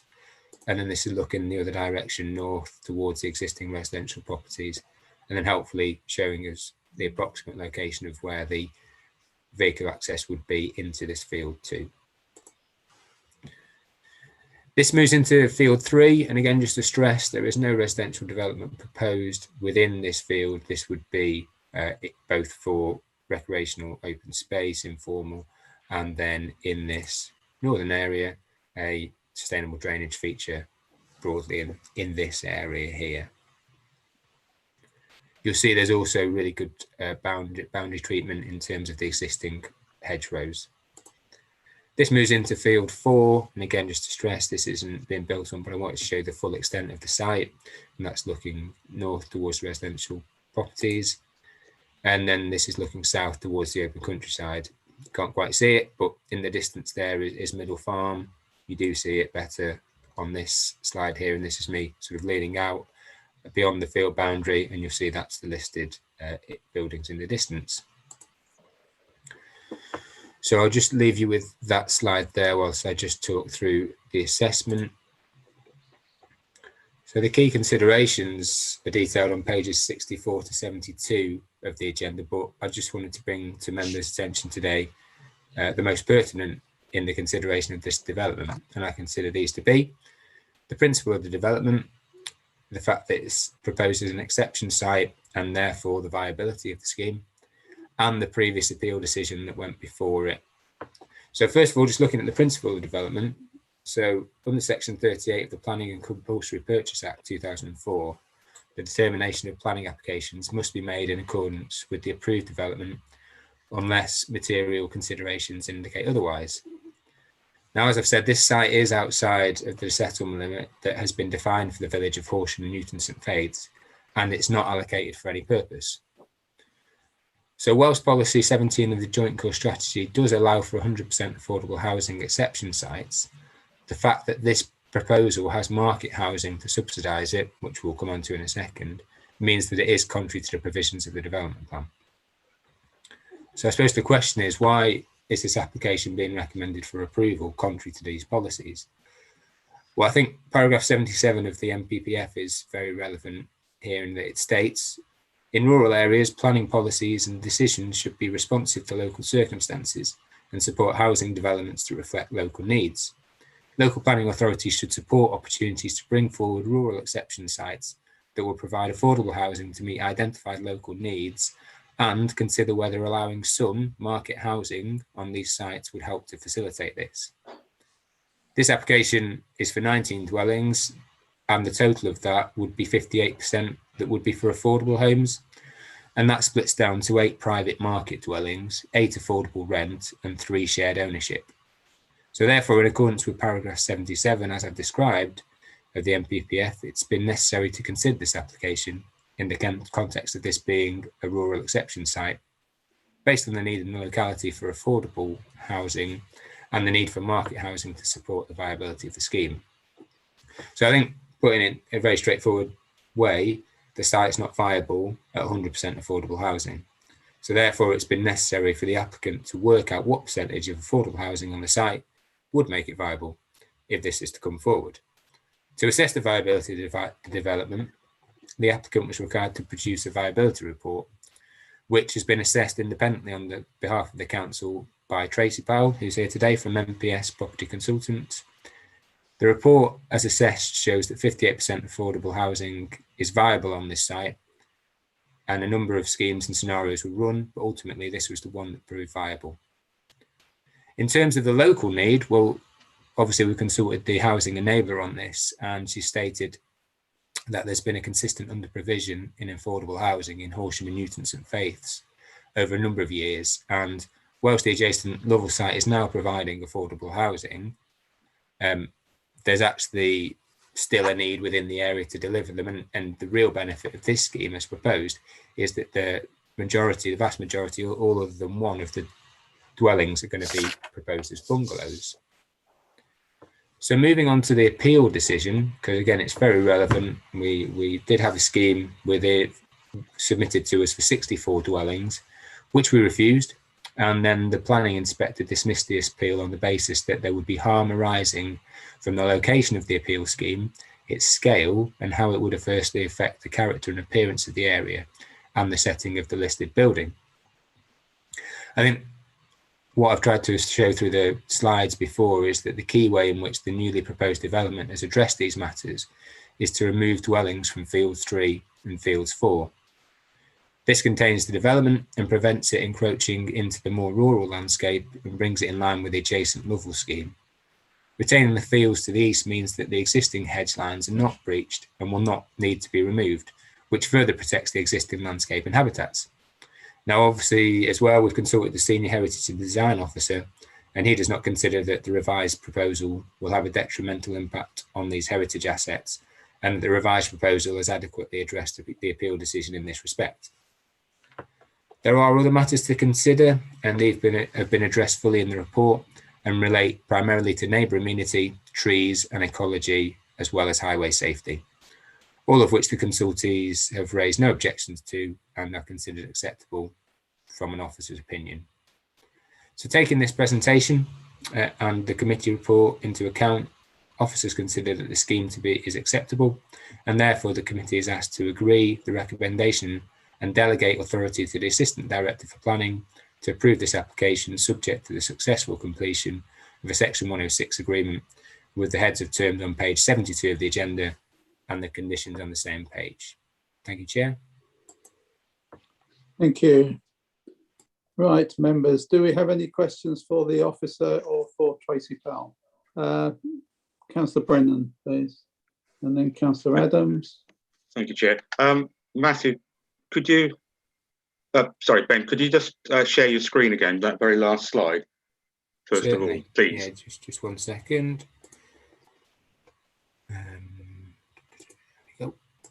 That one? Yeah, please, thank you. Right, the first question is, do we know if fields 3 and 4, as you identify them, are under the same ownership as fields 1 and 2? Yes, they are. Right. What concerns me is that if you look down the bottom, I know we're not considering the Lovell development, but there is a quite definite apparent link on their road map going into field 3. It seems a strange way to have it. Also, going back up to the top, where we've got the access road for this particular application, there's a distinct, what I call green space at the end of the hammerhead, which would suggest that the intention may be in the future to put a road through there to bring on a further application for 3 and 4. Yeah, that's a very fair. Oh, sorry. Are you getting feedback? I was just getting feedback then. So I'm fine my end. Okay, fine. Sorry, it must be me. Apologies. Yeah, certainly. So I agree. That's always something that we've got to be conscious of and careful of when we look at these schemes. I suppose my simple answer is that what we would do as part of this scheme is we would tie that open space area through a Section 106 agreement to the delivery of this development. Therefore, in perpetuity, in effect, it would be classed as open space, which would be for the benefit of these residential properties. So yeah, I completely see your concern there, but I don't have any concern that that's going to come forward. Okay, that would be good, but then it is, I would say, we can't really consider it as such because it's not in the application. But from just an overall view, that little point down at the bottom is quite worrying. That looks like that's been set deliberately, but that is not part of the application. So I don't want to cloud other judgments. So can I just confirm? Sorry. This area is all part of the application. This area, all in the red, is all part of the application. Sorry, I know this is a separate one, and yes, they have proposed that, but there was, I suppose, it's there as a historical matter, because once upon a time, as I've sort of referred to, this site was for 64 dwellings, which then included these fields. And that was at the time when Lovells were looking at this permission. So they perhaps thought, well, the benefit would be to join around for 2 access points. But that's not happening now. This is open space. Right. So our 3 and 4 will then be permanently green space. They will, yeah. Oh, right. That settles my concerns. Thank you, Matthew. Ben, sorry. That's okay. Thank you, Chair. Councillor Adams. Thank you. Good morning, Ben. Just a quick question. Personally, I would have welcomed the full planning inspector's decision, but were there any other reasons given by the planning inspector, apart from the one that you've quoted? Were there any other reasons the planning inspector gave for refusal on this site? Or was it just based solely on that one decision? Yeah, apologies. I should have provided that. It is on the website, but you're right. It would have been helpful to share it with members. The application was actually refused by the local planning authority, by ourselves, for some reasons that included highways, that included encroachment into the landscape of the area, the impact on the heritage aspect of the building. But the inspector came back with what I've described. So the inspector considered all of those matters and just came back with those reasons for, in effect, upholding the appeal. Thank you. I've got Councillor Karimi, then Councillor Beadle. Ben, hi. There's a lot of mature trees on this plan. Can you confirm that they will be kept within the development and not chopped down, please? Yeah, certainly. So there is an arboricultural impact assessment submitted as part of the application. What that shows is 2 trees to be removed. Those 2 trees are an ash tree and a field maple, One of them is in that top corner that I referred to before, where the access road would go through, but actually it's just a bit off the site. And the other one is within the hedgerow of the boundary between field 2 and field 3. So they're the only trees that are proposed to be removed as part of this scheme. Okay, and the other question I had is, if you could go back to the first photo you have showing the proposed access to the site from Manor Road, please. Certainly.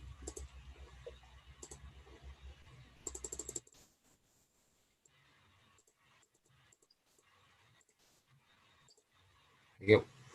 On the left-hand side, there's quite a tall hedge there. Did Highways not have any issues with visibility from that junction with the hedge and the wall there?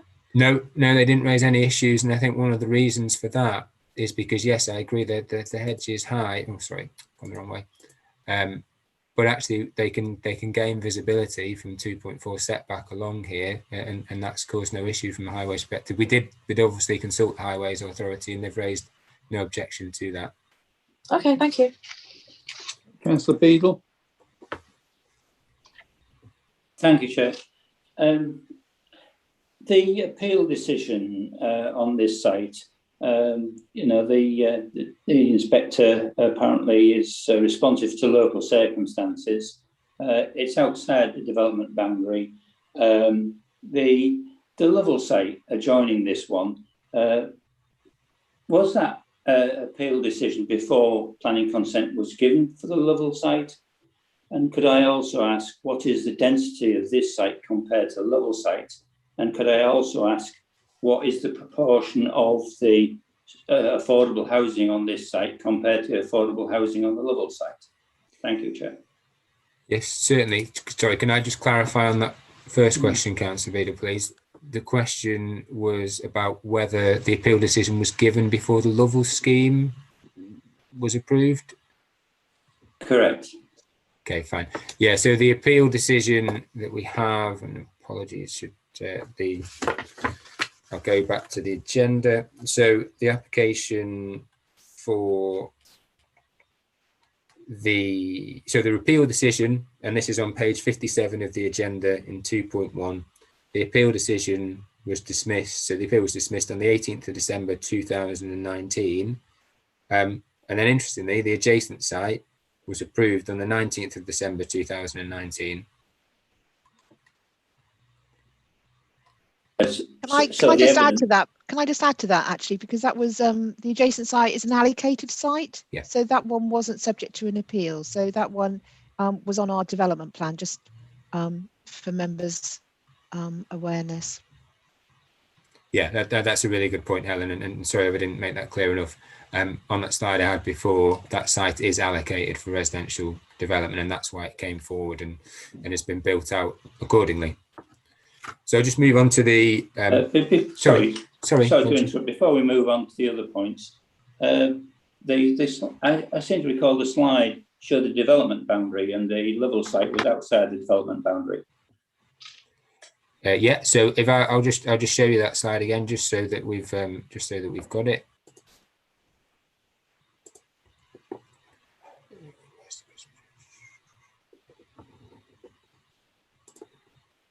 There we go, apologies. So this is the slide that I used before. The application site is where this star is, but obviously extends into these two fields out here. This is the red line area around the village of Newton is the settlement limit, but then this area in red is the allocation through the site allocations DPD, which confirms this site is proposed for residential development within which we, through our local planning powers, ended up approving a scheme for the Lovell's development within there in accordance with the allocation.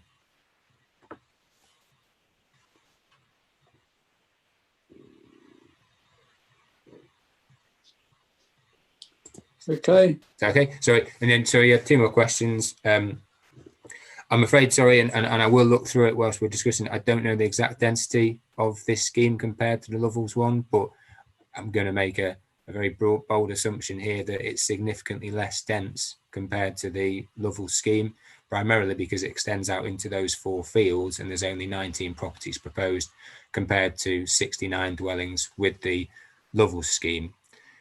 With the affordable housing, the proposal here is for 58% affordable housing on this scheme. Initially, the Lovell scheme only had 10% affordable housing due to viability, but since that, there has been an agreement with an affordable housing provider, that's Clarion, that they will take on a number of the residential properties. And then in effect, there's now going to be 49% affordable housing across that Lovell scheme. So it's now Lovell's Clarion, it's delivering 49% affordable housing of the total housing.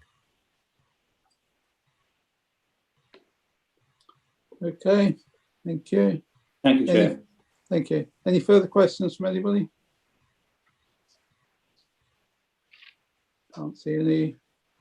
No, thank you. Then we'll move on to the speakers. No Parish Town Council, no objectors. So we have a supporter, Mr. Jennings, who is the agent. So, Mr. Jennings, you have 5 minutes, and you will be told when there is 1 minute remaining. Please introduce yourself, and you have 5 minutes starting now. Morning, I'm John Jennings, the Director at Cheffins Planning. I think first I'd like to thank you for giving me the opportunity to speak to you with regards to my client's application at land to the east of Manor Road, Newton St Faith, for 19 dwellings. Secondly, we're pleased that your officers are recommending the application be approved, and I can confirm that we are committed to working with your officers to complete and agree the Section 106 agreement. I think at this juncture, it is important to state that this application is very different in terms of scale and nature to the application which was dismissed on appeal. The early application and subsequent appeal related to an application for 64 dwellings, whereas this application is only for 19 dwellings. Obviously, as Ben has previously stated, a majority of these are affordable units. The primary reason for dismissing the earlier appeal was on the basis of the development encroaching on the setting of Middle Farmhouse, a Grade 2 listed building. This application has addressed this impact by removing the 2 tree-lined fields on the eastern edge of the site, creating a significant 30-metre buffer and offset from this asset. So I think it's 30 metres within the fields plus the adjacent countryside. This increased distance and landscaping is a significant improvement when compared with the relationship afforded to the development site currently under construction. That's referring to the Lovell site. The proposal in front of you now is supported by your senior heritage and design officer. Whilst the inspector, in considering dismissing the 64 dwelling appeal, was happy with the access arrangements, the reduction in dwellings now will clearly have less of an impact. The Highway Authority have raised no objection to the application. I think unlike other identified sites for development within Horsham and Newton St Faiths, that's within your emerging local plan, this site will represent an infill site with clear defensible boundaries. The application will be subject to seal payments, which will provide additional school places, improvements to library provision, whilst the Section 106 agreement will contribute towards recreation and open space and green infrastructure. The Section 106 agreement will also confirm the level of affordable housing and ensure that this exception site is delivered in that form. The application is accompanied by a viability assessment, and the council's advisor, I think there's that committee today, has confirmed that the scheme is viable. There are no technical objections to the scheme, and care has been taken in the design and formulation of the scheme to ensure that where adverse impacts have been identified, they can be ameliorated. I think, just going back to one of the questions, in terms of density, I think we're approximately 15 to 16 dwellings per hectare.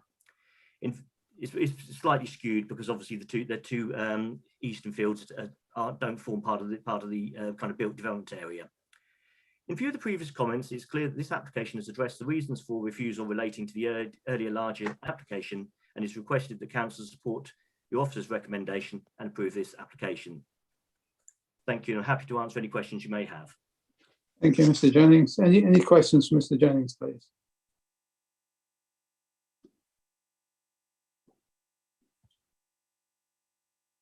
No, can't see any. No, well, thank you, Mr. Jennings. Now we move on to Councillor Roper. You have 5 minutes, and you'll be told when there is 1 minute remaining. Please introduce yourself, and you have 5 minutes starting now. Good morning, I'm Councillor Dan Roper. I am the Borderland District Councillor covering the village of Newton and Horsham St Faith. I'm here today to object to this application on behalf of residents. The prime argument against the application is not just that it is outside the settlement limit and contrary to policy in that regard, but it also conflicts with policy 15 of the Joint Core Strategy, which sets Horsham and Newton St Faith as a service village, and as such is for small local development in the region, usually of around 20 or 30 properties. Now, the villages of Newton and Horsham St Faith have already had 69 properties being built by Lovell. It has delivered 2 exception sites within the last 8 years, 11 properties at Burrows Way, and a further 6, I believe, at Newton Close. And along with other permissions that have been given in the past 2 years, is looking at an increase of 100 properties if this application is passed in a service village, which would only really be accommodating another 20 to 30. Now, a point has been made about affordable housing. Horsham and Newton St Faith is the parish with the highest proportion of affordable housing in Broadland. I think recently won that crown from Caulston. And the village cluster of Newton itself, which is 260 properties, I can give you a clue that 80 of those are actually a mobile home park, and nearly 50% of properties in Newton St Faith are affordable properties at the moment. And as I said, the 2 parishes taken together have already delivered 2 exception sites within recent years. Now, the point against this application is that this is getting a quart into a pint pot when you look at the level of infrastructure available. As is noted in the report, there isn't capacity in the local school at the moment. There are serious concerns raised with me regularly about the provision at the local doctor's surgery. And, you know, it is a rural village. There is limited capacity. But when you take Horsham and Newton together, at the beginning of the JCS, you're looking at 700 properties all in all, growing by about 100. That puts a huge strain on the local infrastructure of these types of villages. I'd also draw your attention to the current local plan, which is out to consultation. And this parcel of land was considered in the call for sites under GNLP 1054. So it's outside the current settlement limit. It was also rejected in the call for sites that we had recently. And the issues raised there for a scheme of similar size to this were neighbour amenity issues with the 2 neighbouring properties where access is going to be, and the landscape character. So it's outside the settlement limit. It is contrary to the JCS policy. It was even rejected when looking at the GNLP, which is currently being considered. So being outside of current policy, being rejected for future policy, I would submit that this is an unsuitable site, and it is the totality of development within these villages. As I said before, Newton St Faith is around 260 properties. It has had 69. You are looking at, I think we had a further 6 up Newton Street last year. You are looking at now a further 19 on top. This is not sustainable, and it is against the policy and the spirit of the Joint Core Strategy. 1 minute I think remaining. one final point, and this is perhaps not entirely material, is the residents do raise concerns about highways issues around the access. One of the pictures shown by Mr. Burgess very accurately shows the access for this development, and almost just offset it is the spur that leads to the A140. And that doesn't seem to have been properly addressed in our view within the reports. In that, in a very short section of road, you've got a sharp bend from Newton Street, you've then got your spur leading to the A140, and then within a matter of yards, you've got the access to this development.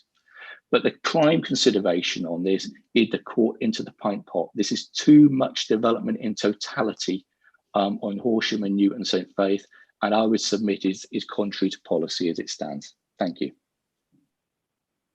Thank you. Do any members have questions for Councillor Roper, please?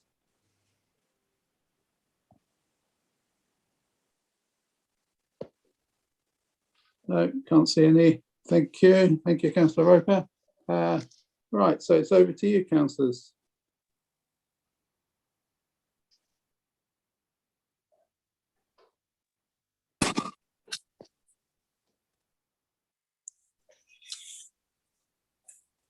I'm happy to propose officer's recommendation. Okay, thank you. Seconded. Seconded by Councillor Folger. Councillor Karimi. Can't see any bin storage points or car parking spaces on this plan. What's the access like for refuge trucks? Anybody? Can Councillor Burgess, can Officer Burgess please respond to that?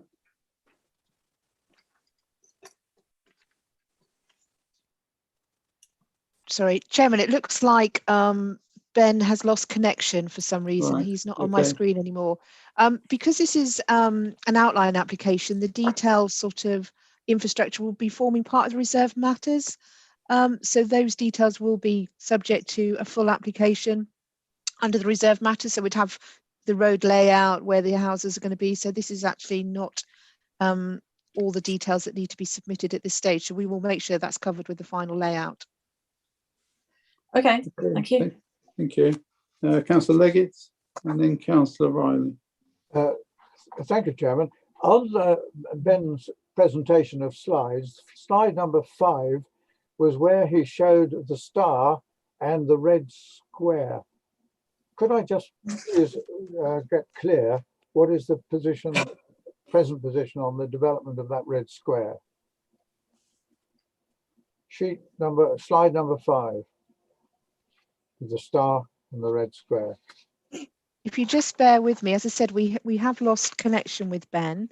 Oh. So I would just look on the handouts we had, which was those information. So I'm just looking on that layout. So it's in relation to the layout, Councillor Leggett. Yes, the star to me, you see, is a fill-in. Well, I'm just a bit confused on what star you're referring to. The yellow star. Yellow star for the application site.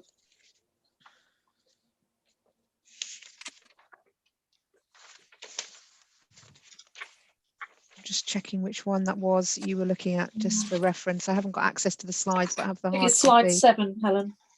Oh, it's slide 7, is it? I beg your Ah, yes, I was looking on the wrong slide. Thank you. That's just showing the application site. It's no more than that. It's an indicative star to show the application site is in that location, as shown on red on your aerial photos and the detailed plan. So it's just a star to indicate that is the location of the site. It's not the site boundary or shape. It's just showing that's where the site is as an indicative layout on that plan. In relation to the development boundary and the allocated site to the south. So the site boundary is those shown on your earlier slides in red and as shown out on the layout plan. So it's just an indicative locational. But that is an accepted application site. No, it's outside the development limits, as Ben has said in his presentation within the committee report. The policy we're considering it against is actually the guidance within the National Planning Policy Framework at paragraph 77, which does allow, outside of your development limits, a local needs housing scheme to come forward outside of your planned growth, whereby it's facilitating that housing need. And that can have an element of market housing to cross subsidize that scheme.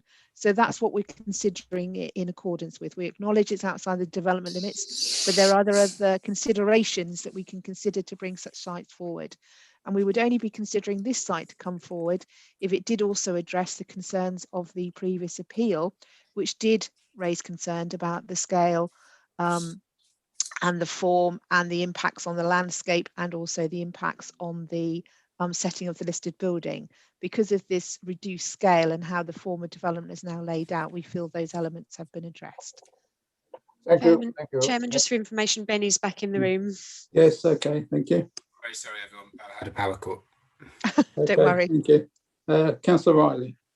Thank you, Chair.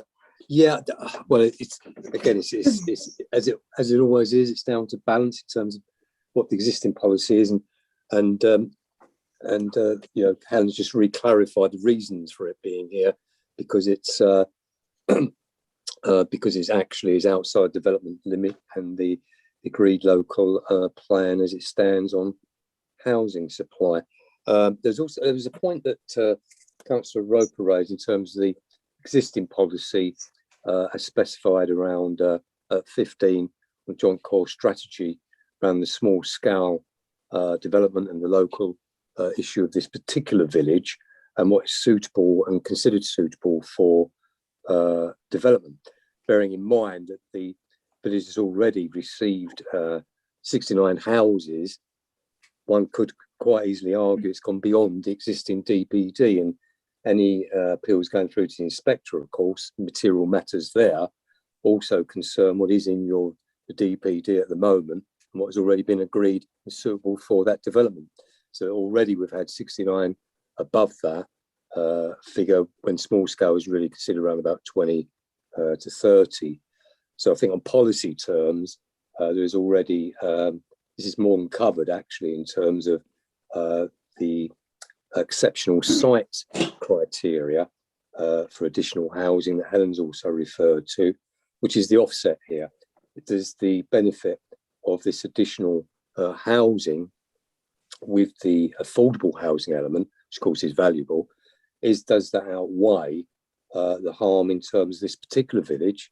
The fact that we've also got existing policy stating it should be restricted in this village to low scale numbers. It's already above 69. There's already a higher content in terms of affordable housing.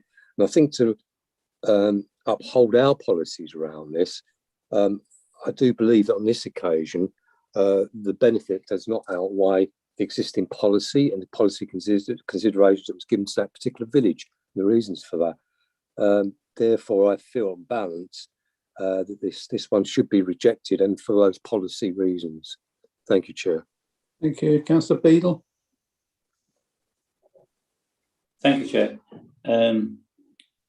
On balance, I think I'm against it as well, particularly as in the officer reply to one of my questions is that there's now 49% affordable housing with in association with Clarion on the Lovell site, which is considerably more than what was originally planned. So I think that does undermine to some extent the argument for the affordable housing on this site. So I'm happy to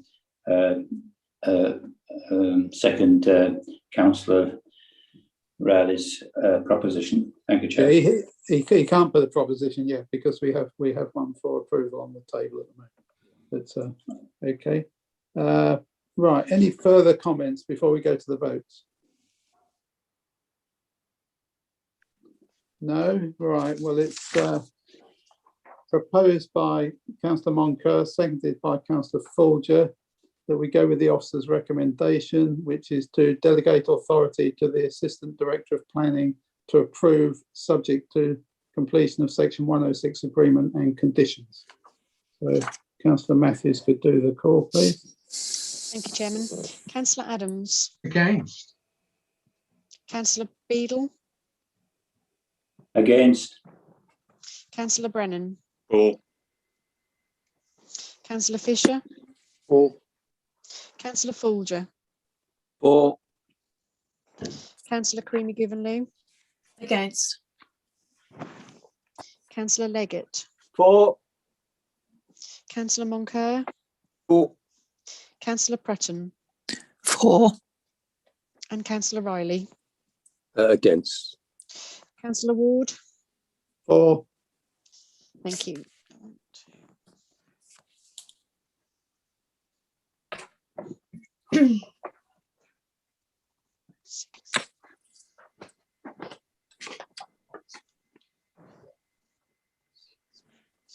Chairman, I make that 7 members voting for and 4 against, so that proposal is carried.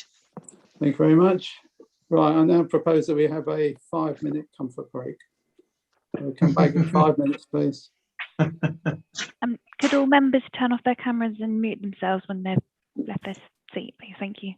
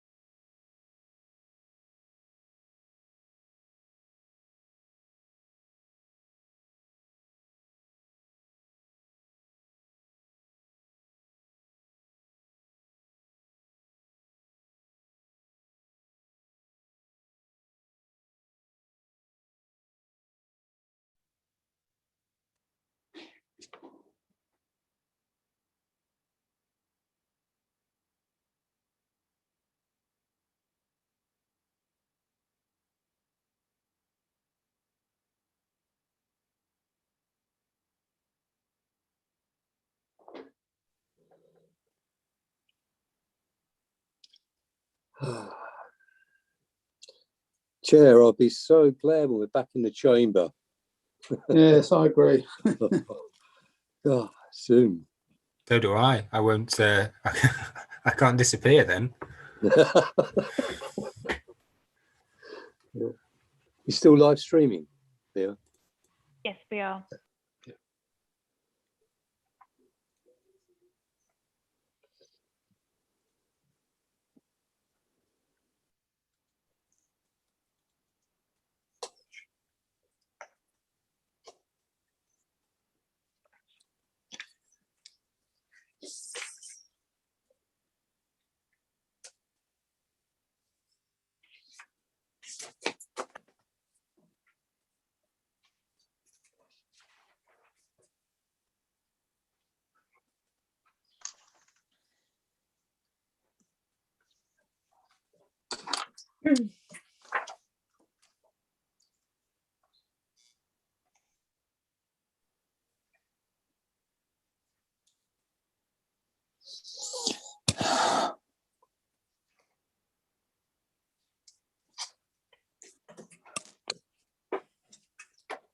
Apologies this morning, Chair. My PC would not work. Okay, noted. Thank you. Yeah, I was advised by the IT section to come into the district council offices, and I'm now in the member's office.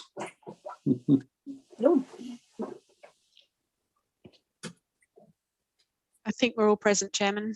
Yes, if you could do the roll call, please. Okay. Councillor Adams. Here. Thank you. Councillor Beadle. Present. Councillor Brennan. Present. Councillor Fisher.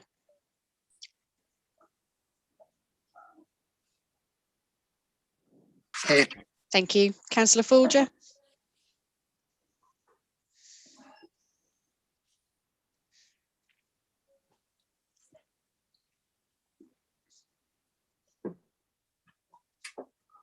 Dawn, I think he's here. Yeah, I think he's trying to unmute. I was going to give him the opportunity to unmute.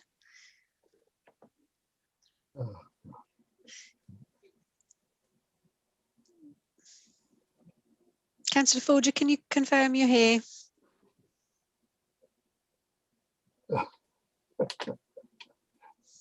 I'll come back to him in a second. Councillor Karimi Guvenlu. Present. Councillor Leggett. Present. Councillor Moncur. Yeah. Councillor Prutton. Present. Councillor Riley. Present. I've just let the chair know I am having to drop my screen from time to time because I'm losing broadband width to make sure I stay at the meeting. Thank you. And Councillor Ward. Present. Councillor Folger, are you able to confirm your attendance? I think we are satisfied he's here, Chairman. I just think he's having difficulty unmuting. Yes. Okay. Right. Thank you. Right, we'll continue. The next application, 2020-2295, Hall Farm, White Top Lane, Blickling. So over to the officer for presentation, please.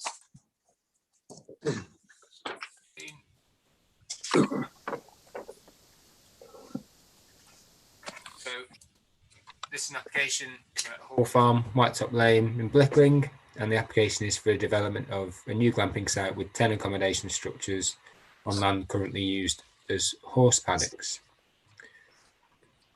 The reason it's at committee is that it has the proposal to generate employment, use and job opportunities, but the recommendation is for refusal. So in accordance with the Constitution, that's why it's before you today. I'm going to take you through a few slides just to locate ourselves, and then we've got some photographs at the end.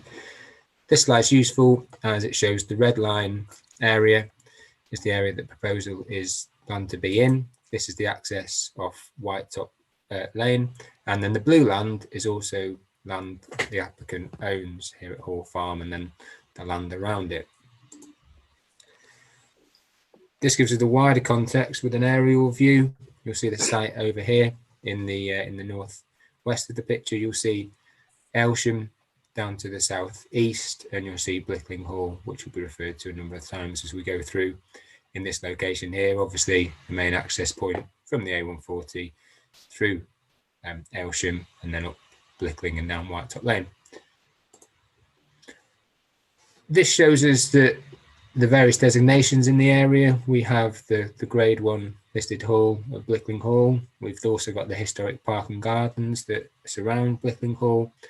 And then the whole area in this sort of location is within a conservation area, the Blickling Conservation Area. This again, we've already had an aerial view, but it's useful to have this because we drill down a little bit and we get to see the proper extent and outline of the plan development over here with the access towards White Top Lane, which is accessed off Blickling Road to the north here. And then obviously Blickling is there, as I'm sure all of us have driven along Blickling Road before and seen. Excuse me, and then this just shows the designation of the road and gives you the footpaths in and around the area in these purple lines on the map. And then this is what's proposed in terms of the layout. So the access here through White Top Lane, going past the farm buildings that exist already, and then into this area where the car park is proposed.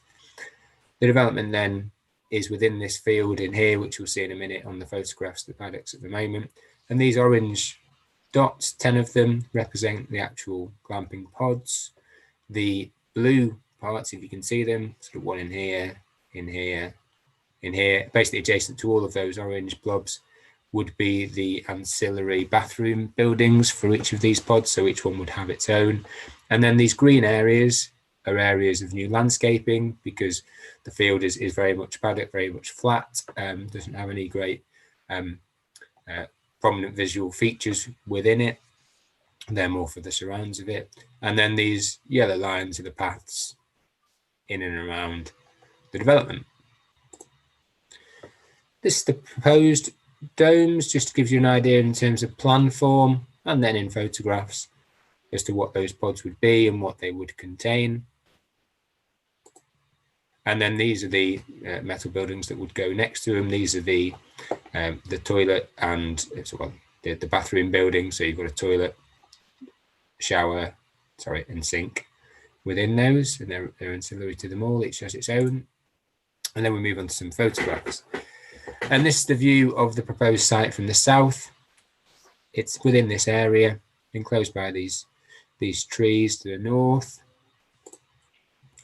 This gives us a view back from the north looking south towards the existing farm buildings. This is the paddock area in which the development would be. And this is a view from Blickling Road. It's important, as always, to give a balanced view of this, and just so you'll see that from Blickling Road, the site would not be seen. It's behind those trees. That's the site within here, and that's the view from White Top Lane. And then you get a further one on this one. This is further south from White Top Lane. And they're the farm buildings within there and the sites within this location here. And then just a couple of slides to show you the sort of the road situation in the area. This obviously is the well-made Blickling Road. This is the junction onto White Top Lane. It's sort of a triangular junction. And this is White Top Lane down here. This gives you an idea of its widths and how it's made up at the moment. Very much single track winding around towards the site. And that sort of shows it again in detail.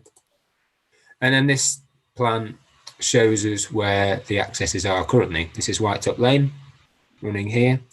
These are the existing two farm access points between these trees. And this is the location of the proposed new access into the site, which ultimately then goes behind these buildings and within to the site. So I'm just going to leave you on the layout.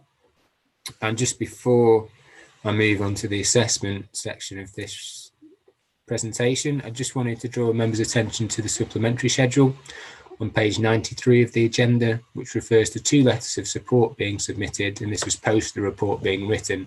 And these are from the National Trust, and the reason they support this are for the economic benefits that this development could bring, and then that in their opinion there aren't actually highway safety issues. As we come on through the assessment, you'll see that one of the reasons proposed for refusal is from a highway safety perspective. And the key considerations of this scheme are detailed on pages 78 to 83 of the agenda, and they include an assessment of the proposal against development plan policies and national planning guidance. In particular, whether the site constitutes a sustainable location for tourist accommodation. The other issues to be considered are the impact of the proposal on the character and appearance of the conservation area, highway safety, neighbour amenity, and ecology. So I'll move on to the proposed reasons this application is being looked at. And first of all, we looked at the principle of the development. So local policies within the Joint Core Strategy and the Development Management DPD, as well as the MPPF, support the general principle of this site with regards to diversification of agricultural land and rural tourism. The applicants have also submitted a business plan based on providing luxury accommodation amongst the habitat creation project. And obviously, as we've said, the site's in close proximity to Blickling and the Norfolk coastal area and the Broads. The financial information submitted shows that the site has the potential to be financially viable, and it's intended to be developed in 2 phases. Therefore, the development does comply with policies of the local plan, and it meets the economic objective of the MPPF. Furthermore, there are no objections to the proposal from a residential amenity or ecology perspective. So I suppose the question is then, well, why is it being recommended for refusal? In coming to a decision, the plan as a whole and national policies have to be taken into account. And in this instance, it's considered that there are harms associated with the proposal that, on balance, weigh against the economic benefits of it. I'll move on to those now. The first one being highway safety. Now, the site's located away from the main town centre of Aylsham and would be accessed via a new access off Whitetop Lane as shown in the presentation. Whitetop Lane is a part of a network of poorly aligned single track rural lanes with limited passing provision and where sharp bends and junctions with severely restricted visibility are in evidence. Now, in consultation with the highways officer, they consider that these roads are not suitable for any intensification of vehicular use by reason of their poor alignment, restricted width, lack of passing provision and restricted forward and junction visibility, which would be likely to give rise to conditions detrimental to highway safety. Moving on to the second point for proposed refusal, and that's the impact on the character and appearance of the area. Now, there won't be any direct impact on the setting of Blickling Hall or the historic parkland, but there is concern of the detrimental impact that the proposal will have on the conservation area in which they would be located. The site is part of a historic landscape which has both elements of natural character and, importantly, the layers of history from human habitation in terms of the historic buildings, the farming practices and the management of woodland areas.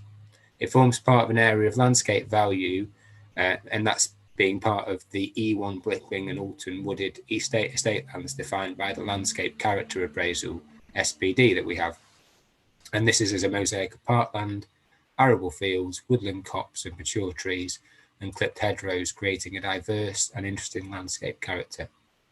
In consultation with the Senior Heritage and Design Officer, it's been considered that the proposed domes, which will be approximately 3.4 metres in height, will actually be quite an alien feature within this historic landscape. Together with the toilet blocks and associated paraphernalia, this would result, in our officer's opinion, in an unsympathetic visual clutter, which would be a permanent feature all year round, and the domes would not be contextually appropriate in this rural farmyard setting, which is generally characterised by historic buildings in a rural setting. And then the third reason, final reason proposed for refusal is on sustainability grounds. And given the location of the proposed development, it's isolated and remote from the local service centre provision of Aylsham and the tourist attractions. This conflicts with the aims of sustainable development, both nationally and locally, which the need to minimise travel and the ability to encourage walking, cycling, use of public transport and reduce the reliance on the private car as represented in the MPPF and in the local plan. It's therefore considered that this development would not be truly sustainable in definitions of both local and national policy. And so, taking this presentation and the committee report into account, officers considered that the scheme is an unacceptable form of development, and therefore the committee is asked to refuse the application for the reasons set out on pages 83 and 84 of the agenda. Thank you, Chair. Thank you very much. Right, any questions for the officer, please? Yes, Councillor Brennan and then Councillor Prutton and Councillor Moncur. Thank you, Chair. Ben, could you just bring up slide 7 again, the one you had on screen while you finished the presentation, please? Certainly. Thank you. The parking area, is that large enough for at least 10 vehicles? And bear in mind, sometimes you get families coming as a group. How many vehicles do you think that could contain? Yeah, certainly. So we've had no objections from the Highways Authority in terms of parking. So they're satisfied that there will be sufficient parking within that area to accommodate all the cars that would be associated with those pods. Right, thank you. And then second question, and final, hopefully. It's difficult to tell from there, there's no measurements. Do we know the, can I say the length of the application site, i.e. going from the top end of the car parking area to the 2 pods at the very back, at that sort of distance? Yeah, that's a very good question. The length, sorry, keep getting feedback. I'm having real problems today. The length, not necessarily, I don't know off the top of my head, but what I do know is, just give me 1 second. I do know the site area. So the site area is 1.36 hectares, which then, I suppose, if we consider the distance that we've got in there, it's quite a sizable distance. I can do a bit of digging whilst members are talking. Yeah, I think you're kind of possibly seeing where I'm going with this. That I find it difficult to believe that people will be prepared to park in the parking area and then have to go to the very full extent of those 2 pods right at the top, simply apparently only using cut paths where they've got to drag luggage and whatever else.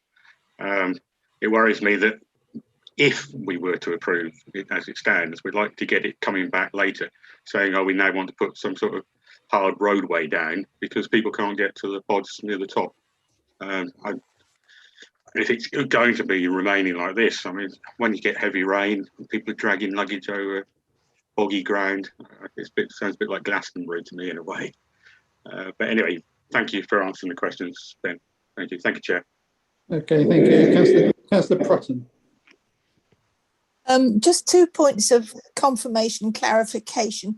In your opening remarks, Ben, I believe you referred to the application as coming from the owner. Surely he's only a tenant farmer, isn't he? Because one of the letters, which I can't access this morning, unfortunately, congratulated him from the National Trust, congratulated this farmer on his attempt to improve the financial viability of his holding. Am I correct?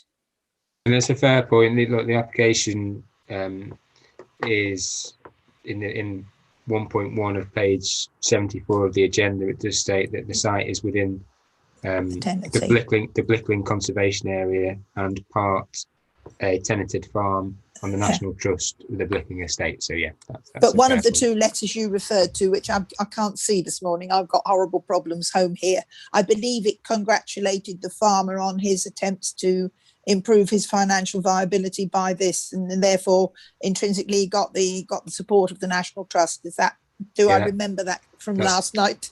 That's fair. Yeah. Thank you. Thank you.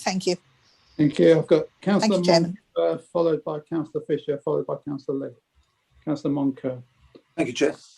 Ben, you mentioned about the visual impact of the domes and they were unsuitable in a rural location. Was any discussion had with the applicant of changing the design so it's more in keeping? Yeah, so the applicant, and I'm sure they'll speak for themselves, are very keen on this as a proposal. They want to look at the high end of the market and they want to look at something different. So whilst we have suggested there might be the alternatives, this is what they're keen to take forward. So if with a different design, would you be more happier if you're implying that? I suppose that's a difficult question without seeing the proposed uses that might be in there. I still think, I don't think I know, there would still be an issue with this scheme in terms of a highway safety point of view and a sustainability perspective. There might be a point, and I can't say for definite today without seeing what might be proposed, there might be a point where we might look at a more sympathetic structure within there in a slightly, might consider it more appropriate, but without seeing it, I can't confirm really. Okay, thank you, Ben. Councillor Fisher.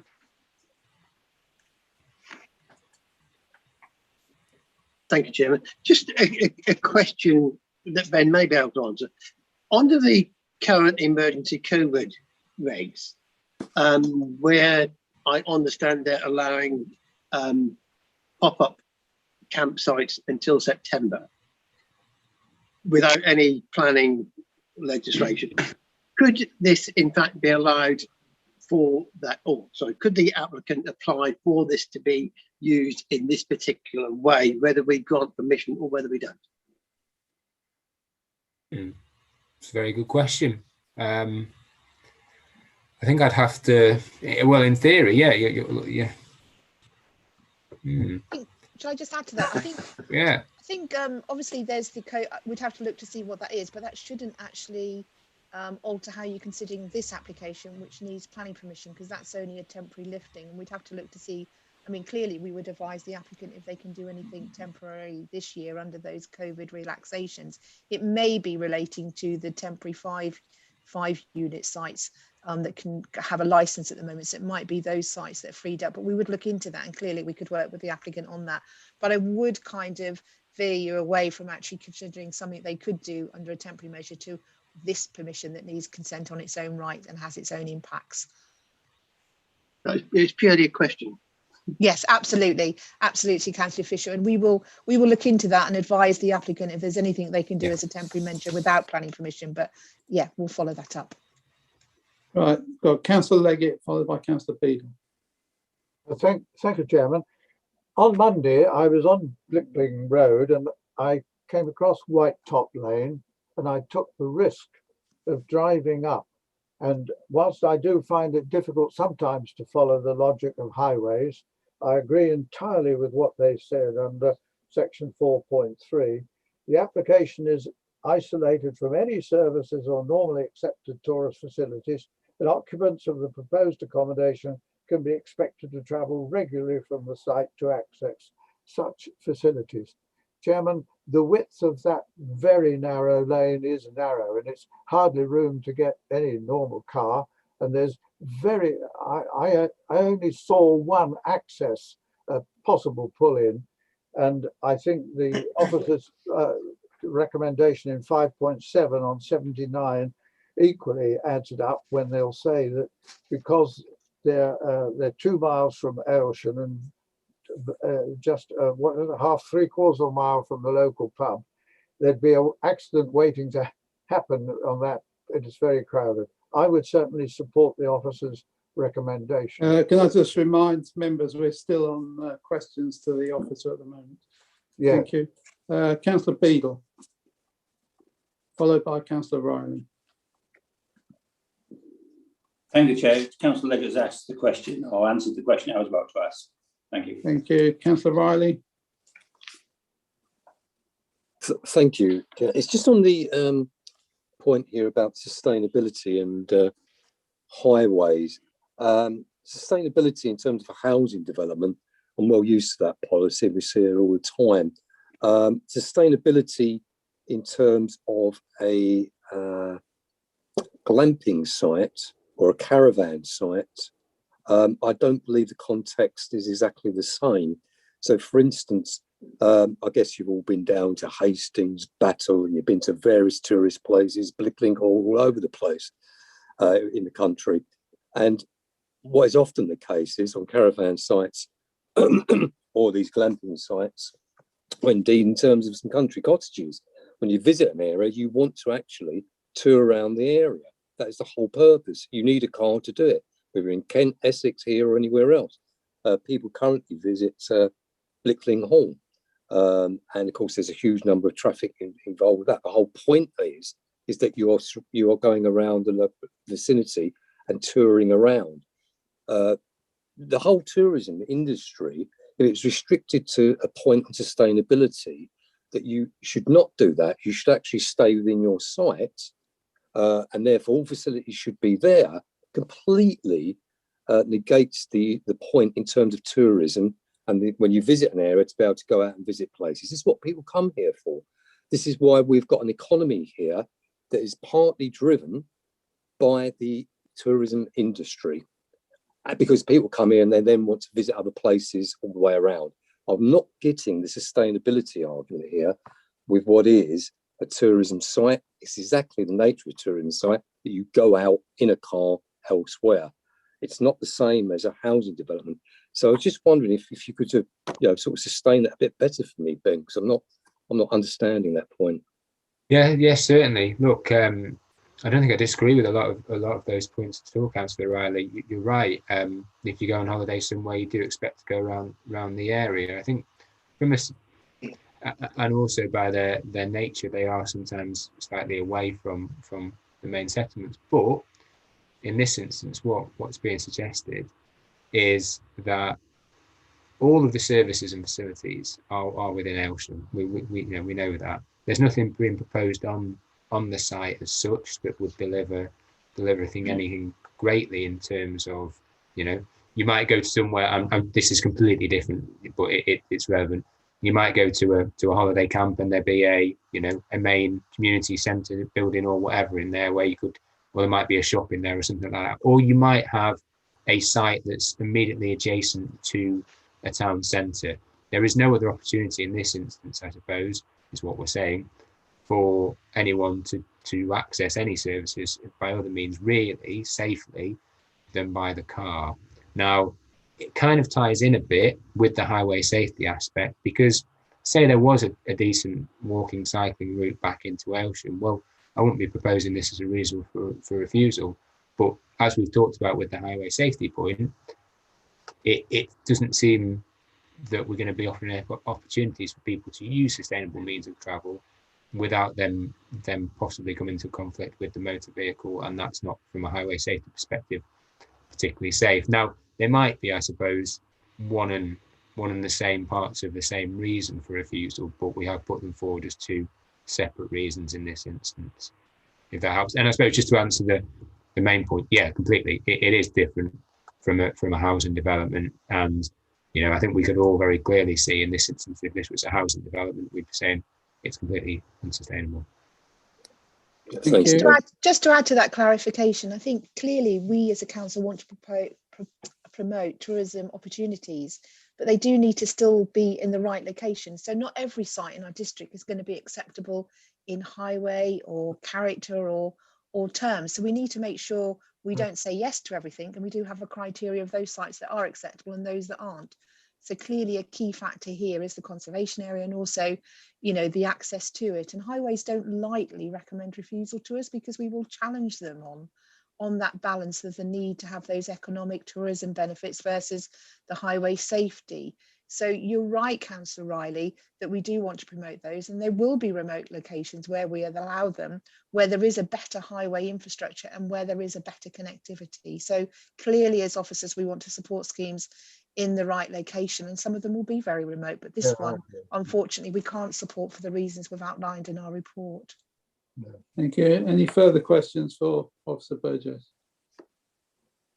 No, thank you. Then we'll go over, we only have one speaker.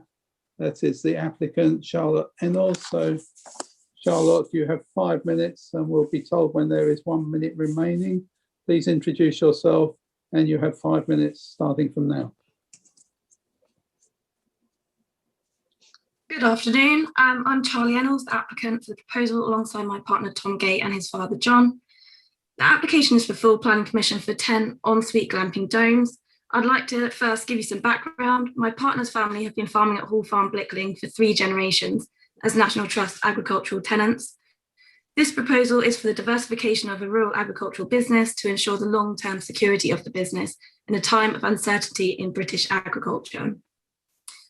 Throughout the application process, we've taken the opportunity to discuss the scheme with the National Trust and have made sure a suitable and acceptable proposal was brought forward that respected the special nature of the surroundings. The design of the glamping site has been supported by the National Trust and the Parish Council. The first reason for refusal is on highways grounds and states that the proposal would be considered detrimental to highway safety. It's important to understand that the site already has existing traffic movements, as it's currently used delivery for up to 10 horses. Owners currently visit the site twice a day to feed and maintain the horses. According to crashmap.co.uk, no incidents have occurred along White Top Lane or at the junction with Blickling Road over the last 22 years. During this period, traffic movements associated with the former dairy at Hall Farm and the existing equestrian use have involved large vehicles accessing the site, which would not be the case with the glamping site subject to this proposal. According to paragraph 109 of the NPPF, development should only be prevented or refused on highways grounds if there would be an unacceptable impact on highway safety or the residual cumulative impacts on the road network would be severe. The proposal would provide at most a minimal increase in traffic movements along White Top Lane. There are places for passing and the impact should in no way be considered severe. The second reason for refusal suggests that the proposal would be isolated from local services. The proposal is for a glamping site which should be considered as diversification of the farming business, complying with paragraph 83 of the NPPF, which states that decisions should enable development and diversification of agricultural businesses. The proposal has clearly demonstrated it would be financially viable as agreed by the officer. The site is within walking distance of Blickling Hall by public footpath. Blickling Estate is a significant tourist attraction in the county all year round and hosts a number of events, including concerts for which the proposal would provide an ideal location for accommodation. Aylsham is a main town with a vast range of services and facilities within 2 miles of the site and is accessible by car or bicycle for visitors. There are also public rights of way all the way linking the site to Aylsham via Blickling. The site is a suitable location for a rural glamping site as paragraph 84 of the NPPF states, and I quote, planning policies and decisions should recognise that sites to meet local business and community needs in rural areas may have to be found adjacent to or beyond existing settlements and in locations that are not well served by public transport, end quote. Finally, the scheme is judged to have an adverse impact on the character and appearance of the conservation area. As a farm conservation advisor myself, this is something I care deeply about. We carefully considered this and have communicated with National Trust throughout to ensure their support for the siting and scale of the domes and have subsequently received support for the proposal. The development would not be visible from Blickling Park, but it is stated that there would be a visual impact on the east boundary towards White Top Lane. There are already existing trees and hedging screening the site, and it is planned that there will be more vegetation planted. It could be agreed by the committee by way of condition that additional vegetation should be planted to provide increased screening on the east boundary and screening around the domes. It is important to note that the site will never be extended due to visibility issues from Blickling Park that would not be acceptable to us or the National Trust. The claim that the glamping dome would be alien to the surrounding is a subjective matter and will be down to the committee to decide. 1 minute remaining. The use of these domes has been approved by the National Trust, however, as they would be unique, suitable for all seasons and provide an additional attraction to visitors coming to Blickling. In summary, the proposal would have a significant economic benefit by providing unique tourist accommodation. The scheme has the support of the Parish Council and the National Trust and would result in a net biodiversity gain on site. This proposal would ensure the future of the agricultural business and enable it to remain within the family for many years to come. The 3 pillars of economic, social and environmental sustainability would therefore be delivered simultaneously in line with paragraph 8 of the NPPF, and for those reasons, I would hope the committee would be minded to approve the application. Thank you. Thank you very much. Do any members have a question for the speaker, please? Councillor Riley and then Councillor Leggett. Thank you, Chair. Yes, you mentioned the lane going down to the field that there's passing places. I couldn't quite see that on the photograph, so I'm just confirming that there are passing places. Yeah, there's a couple of. Sorry, is it up to me to speak? Yes, go ahead. There are a couple of places on, if you're coming down the lane on the right-hand side, sort of field gateways and things where you could easily pass a car. Thank you. Thank you. Right, Councillor Leggett. Well, could I just clarify my personal experience on Monday of very, very limited room, if ever, to pass. But could I just ask, I did see, am I right in saying that the horse paddocks are all part of your business? Because yes, they are, yeah. So that would also be quite a lot of daily traffic as well. The owners of the horses tend to come down first thing in the morning before work, and then again in the evening. Yeah, right. Thank you, Chairman. Okay. That point. Thank you. Any further questions for the speaker, please? We've got Councillor Monker. Yeah. Councillor Monker. Yeah, thank you, Chair. Hi, Charlie. Just on the vehicle movements is what I was trying to get to. Ken started to about the horses in the paddocks. So how many horses do you have in there, and how many vehicle movements do you think are recommended each day with your existing clients? We have 10 horses there. That's the maximum capacity of the livery yard. Generally, we don't have 10 owners. Most of the owners have multiple horses. So there's probably 5 or 6 owners that come twice a day. And then there's the odd visit from a farrier or a vet. So there's probably, you know, 10 movements a day. Yeah. Sorry, say that again. 10 movements a day? Roughly, yeah, roughly about that. 10 to 15, okay. I'd say. And so with the glamping site, how many do you suspect then? If you've got 10 there, if you're going to rent out once a week? Well, the highways officer said that he would expect 30 movements a day, so 3 per dome. I don't think you would get that from every dome, because there's so much that you can do here, you know, without the whole point of the sort of glamping site is that people come and they leave that, you know, their car there. They can walk around Blickley and they can walk to the pub and they can cycle to Aylsham. So yeah. I don't envisage everyone driving everywhere. Okay, so probably be less vehicle movements with what you're proposing than what is actually on there now. Potentially, yeah. Okay, thank you. Thank you, Councillor Karimi, and then just take Councillor Officer Mellors first, please.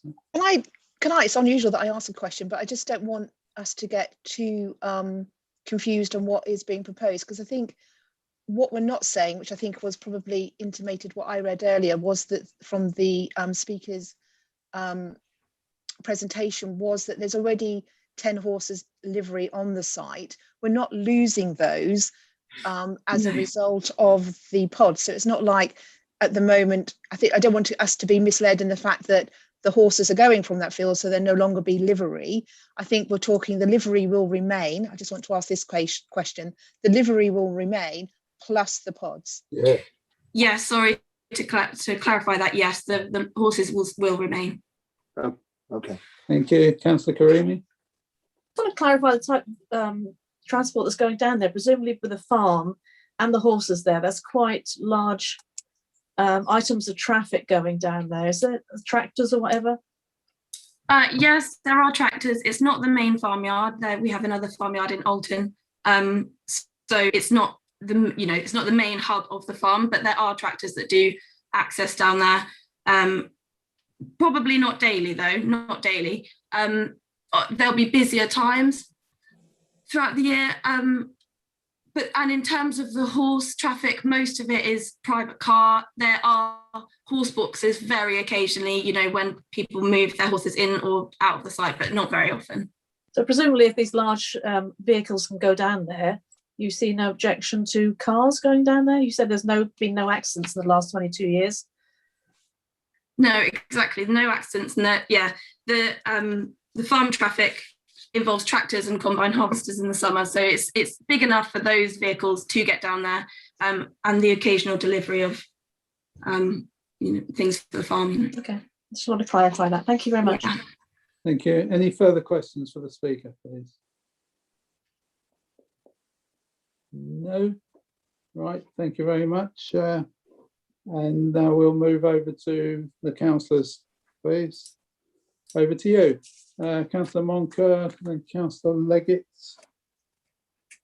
Thank you, Chair. I'd like to go against officer's recommendation and propose approval of this. Thank you. I'd second that, Chair. So would I. Okay, thank you. Councillor Leggett. Could I speak, Chair, as well? Chairman, I apologise for jumping the gun when I spoke before, but I really am very concerned, and I think the points made by the officers and Highway are very, very much just justified. And certainly I would approve supporting the officer's recommendation. Thank you. Any other councillors? Councillor Brennan. Thank you, Chair. Yeah, if I could just come back to Ben, I'm concerned that there's no reference to how effluent is being taken away from the site, no reference to rubbish collection. Yeah, that's a very fair point. Sorry. So there's a couple of things with this one. I think as we were proposing a refusal of this application, there might be certain things if we were going for an approval that we haven't got that we perhaps would have got. I'll just give you an example. So we're taking the foul water. The foul water is referred to on page 83. I must have missed it, sorry. 5.28. It's proposed that foul water will be dealt with by a package treatment plant. I suppose from our point of view, yeah. that's acceptable. Apologies. No, not at all. It's fine. It's again, if we'd perhaps been going with an approval, we might have been more explicit in some of these things that we've not done so far. Similarly, so, and I know you didn't necessarily ask it, but it's relevant, is from a drainage perspective, there has been a requirement for a flood risk assessment. We've not actually asked the applicant to do that because it would be extra expense, and if we were proposing to refuse it, we didn't think it was appropriate to do so. So there's perhaps maybe, and this isn't the right way of putting it, but I will do, there's perhaps a couple of holes in here that wouldn't always have been there if we were going for an approval, but because we're looking at a refusal, or we officers were, then that's why we've perhaps been a bit more scant on the detail than we normally would. Oh, that's fine. Thank you, Ben. Thanks, Chair. Councillor Riley, then Councillor Fisher. Thank you, Chair. Yeah, so just to speak about the policies at hand here we're discussing. Again, it's the balance, isn't it? The going through these, and I clarified with Ben Helen earlier on their perspective, the sustainability issue. So it's all clear that point really. The issue around highways and I have to say sometimes I've completely supported where highways are and you can see it. Other times you think, And I think also this issue at the end of the day, where there's been no accidents for 22 years, is actually, a valid point to take consideration. I've been down that area myself quite often actually, and what you do is you immediately drive slow and carefully. It's one of those areas. Just like I've stayed in Kent and other parts of the country as well. You automatically do it, you see what it is. And that means less accidents. It's a paddock at the moment, so it's not being used as grade 2 or 3 agricultural land as the previous application. This fits totally with the policy under the MPF, and then also supported under the DPD as well, in terms of rural businesses, farming, diversifying to make them viable, and also to encourage and support employment. National Trust fully support this. I don't think you can dismiss the National Trust view in this. They've got an historical site themselves, of course, which is Blickling. The applicant is a tenant farmer, and they see this as complementary to their site. And I don't think that could be dismissed lightly. We also have the issue of screening as well. So when we went through the photographs, it looked to me like the site's really enclosed, and the applicants already confirmed that if a condition was put in for more screening, that they obviously would comply with that as well. So the issue about the pods, I don't believe it's seen anyway. The setting, etc. I don't think it actually upsets the setting of the countryside. And again, the National Trust, I think, we need to listen to this point of view around that as well. So again, on balance, I think that this is one that we should approve, and the harm does not outweigh the benefit in terms of the economic benefit here, and the complementary nature of it to the existing site and location around tourism. And the point that the applicant made around Aylsham as well. Aylsham relies upon tourism. It's part of the tourist track. We've got the Marretts Way, we've got the Bur River Railway.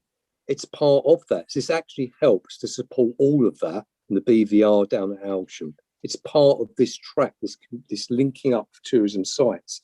Absolutely imperative for us actually as a local economy and our local people. So again, I think there's adequate policies there to support supporting the applicant and not supporting the recommendation. Chair, thank you. Thank you. Does anybody else wish to speak? Councillor Fisher wish to speak, I believe. Yeah. Thank you, Jim. I'm quite surprised by what I'm hearing this morning, because where we've just refused a solar farm because it's grade 2, grade 3. We've been told that all of Norfolk is grade 2, grade 3, whether it's used for raising horses, grazing paddock, whatever. We're still looking at grade 2, grade 3 land being overtaken and used for a glamping site. It's obvious the National Trust would support it. They're the landowners. I would be really surprised if a landowner did not support any of his tenant farmers. That's what they're there for. They work hand in hand. That's what one would expect. And so you've got the National Trust, who on another way are supposed to be environmentally friendly, and yet supporting this application purely because they're the landowners and have an interest. We've been told that there's currently 10 vehicle movements a day, and highways estimate a further 30. That's a total of 40 vehicle movements down a lane that, as Councillor Leggett identified as well, it's small. It doesn't matter whether you're getting big vehicles down it a couple of times a year. What the issue is actual passing vehicles and the impact that those passing vehicles will have if they cannot pass. You then have to back up, and I really cannot understand why people are not seeing the actual case put forward by the officers, that the impact is on highways, the impact is on an actual conservation area. Normally speaking, this committee protects the aspect and the rural setting of all of Norfolk's applications. It's normally a big debate here. We're quite happy to stick 10 strange pods and associated independent toilet facilities. We're not talking about a toilet block to serve all of those. Each glamping site has got its own toilet facility next to it. And I believe it's just unacceptable for that to be imposed on the Norfolk landscape within a conservation area. Thank you. Thank you. Councillor Karimi. I'm afraid I'm going to have to disagree with my fellow councillor Fisher. The solar farm is completely different to a tourist site, which I completely support. And I think we need to give the National Trust a lot more credit in the use of their own land. I think if they had any objections to this, they would have said so. Therefore, the application site, I think it's a diversification of the farm, and I do support this, I'm afraid. Thank you. Well said. Yes, Officer Mellors wishes to speak. I just remind members that you always need to be looking at your own policies, not what third parties have said on the application. So you need to look at the impacts of the development in relation to your policies and your statutory consultees who have responded. You always need evidence to the contrary if you are going against some of those comments. So it's not just giving extra weight to a third party comment on the application. It's actually looking at the impacts of the development versus your policies. I just need to remind you that you need to actually look at the evidence that you've had as comments received from the Highway Authority, the evidence you have to go against any recommendations they are making to us as the local planning authority, and looking at the impacts of the development in relation to the other policies relating to conservation areas. You always need evidence to go contrary to those recommendations we are making to you. So I just need to remind you of that. Councillor Leggett. Thank you, Chairman. And also, I thought that Helen made the point of the importance of safety, and that is very important. Also, I've just been looking at the slide maps here, and am I right in saying that White Top Lane is also a through road? It isn't a cul-de-sac. Could Ben just confirm that? Oh, I can't see Ben. Oh, yes. Sorry, I couldn't unmute myself. Yeah, it's a through route. It is a through road. So it's not only the horse traffic and the cones, the clamping site traffic. It's possible, probably not a lot, but some through traffic as well. I think we should concern with safety, as Helen illustrated, and the points that John Fisher made. That's why I certainly support and propose that we accept the recommendation of the officers. Okay, does anybody else wish to speak before we get to votes? Yes, Chair. Yes, yes, Yeah. Go ahead, Councillor Peck. Thank you. Although Councillor Leggett did ask the question or refer to the point I was going to raise earlier about the lane, if you look at the photographs, there's no sign that the traffic is grinding the banks back. Indeed, there is all the evidence that the banks are encroaching onto the road, which implies that the road is not being used particularly well. So, and yes, it is a through route. I've been down that route. Can I say it's a meandering route. It's not a direct route to anywhere. It's just servicing the premises down the length of that road, and you wouldn't naturally choose to go down that road to go to a third party address. So I don't think the highways, I think they're overstating their case, and I think I will support the approval of this application and vote against the officer recommendation. Thank you, Chair. Okay, any further comments from anybody? No. Well, it was proposed by Councillor Leggett that we accept the officer's recommendation to refuse. No, John, that was me. No. Oh, pardon? No. No, it was me. Oh, sorry, it was. It was proposed. It was proposed. I think by, Ken's slightly against it. Yeah. It's proposed by Ian and seconded by me. That's right. To approve the application. That's correct. I propose. You've had a contrary recommendation, Chair, to approve the application, but what we haven't had is clear evidence before we go to any vote on what those reasons are and whether they are sufficient. So we do need to go to that from Councillor Moncur, who proposed the approval contrary to officer. What evidence there is to go contrary to that, please. And okay, thank you. So on the report, we've got 5.4. The application is considered to comply with the aims of policies 5 and 17 of the Joint Course Strategy and paragraph 83 of the NPPF. For starters, I'm sure we can find something under the COVID recovery plan, which if you can do that. And then Steve also mentioned from the DPD. You need to give the evidence, unfortunately. You need to say why you have evidence to say that there won't be a highway safety impact, and why there won't be an impact on the character and appearance of the conservation area. Clearly, you are giving economic benefits to the tourism site, but you also need to say why there won't be a highway safety impact to then grant permission. So you can't just quote the policies. You need to actually give the evidence of why you are going contrary to those recommendations. And I can do that. Do you want to go ahead, Councillor Riley? Yeah, I think we have had, and I remember it really, really well, me close down in Buxton, where a point was, quite a substantial point was put forward in terms of highways around accidents, in terms of evidence, in terms of a highways issue. The crash data is a legitimate site, I'm well aware of that.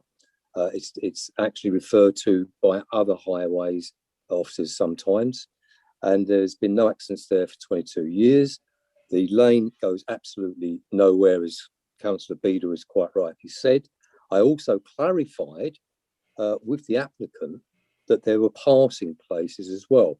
There's also, which there are, and this is completely commensurate with other such glamping sites or camping sites. So the issue is there's been no accidents there for 22 years.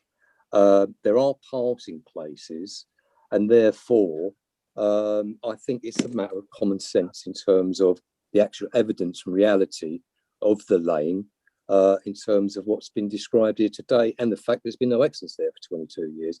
and it is low volume of traffic that is going down there. Another, 5-10 movements a day will make no difference to this whatsoever. And I think that is a substantive issue. There's another point that you raised, Helen, as well. Can you just remind me about it? What it was your concern? I think in your summing up, you did relate to previously about the impact on the character of the area, which you didn't feel it was, with right. Additional landscaping, I think was your caveat. Yes, that's right. Can I just draw your attention though to page 76, because the highway officer who has visited the site, and I don't think Councillor Riley, you've visited the site to be able to say there are passing bays. Right. So you do need to have evidence. I'm not trying to be, it's just really important when we have a strong objection from our highway authority that we're really clear what weight you're giving to it.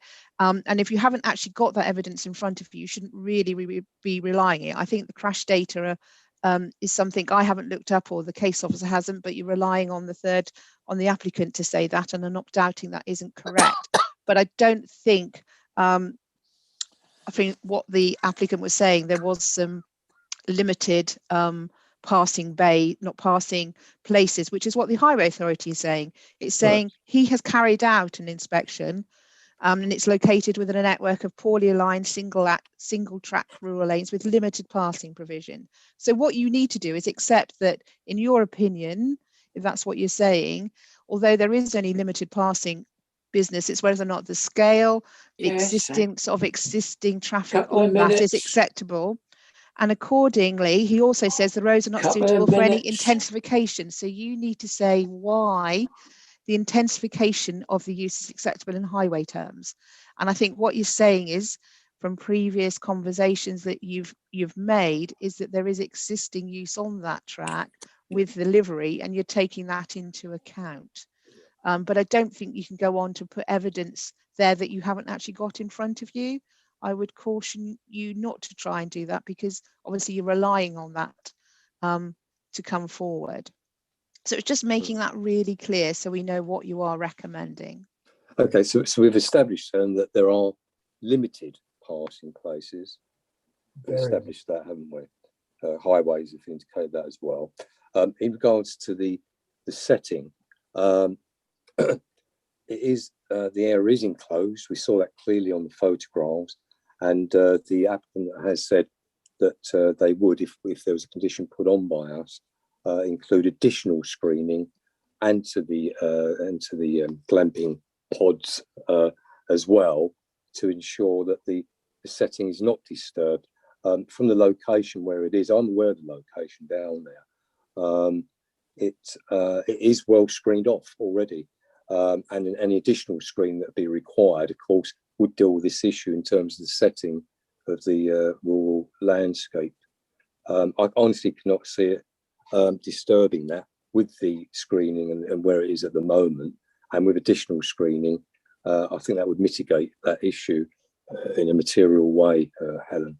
Yeah, I think that's really important that you've acknowledged that it's not a great access, because I don't think you can say it is a great access and there will be an impact. But what you're giving weight to is the fact that there's already traffic on there. Yeah. There is limited passing paces, and the existing livery use is already using that infrastructure. So I think it's really important that you have to acknowledge it isn't ideal, but you're giving extra weight to something else. And I think you've now completed that. Thank you, Chair. Thank you.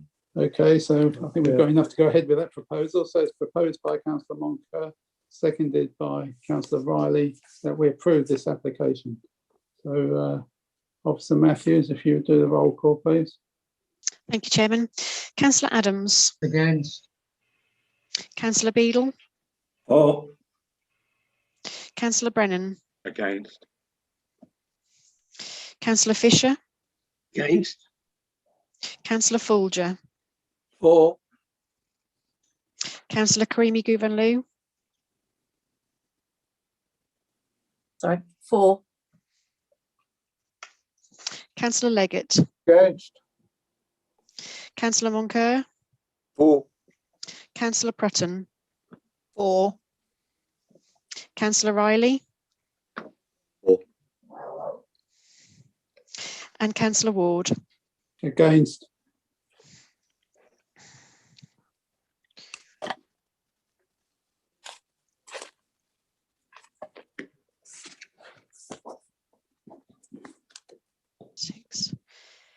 Chairman, I make that 6 members voting for, 5 against. So that motion is carried. Okay, thank you. Sorry, Right. sorry, Chair, could I just say one thing before we move on, if that's okay? I know we've just done that one, but I did pick it up in the discussion, but as long as members are happy for us to make it clear that flood risk assessment would be required for the site, if I could just have that in the minutes, if that's okay, that would be great. Okay. Thank you. Also, Chairman, I have to leave now. If you'll excuse me, thank you. Also, could we have reference to any additional screening as well, which the applicant, agreed to? Ben. Yeah, certainly. Okay, thank you. I'll move on to the next application. 2020-2182 White House Farm, Salhouse Road, Sproston.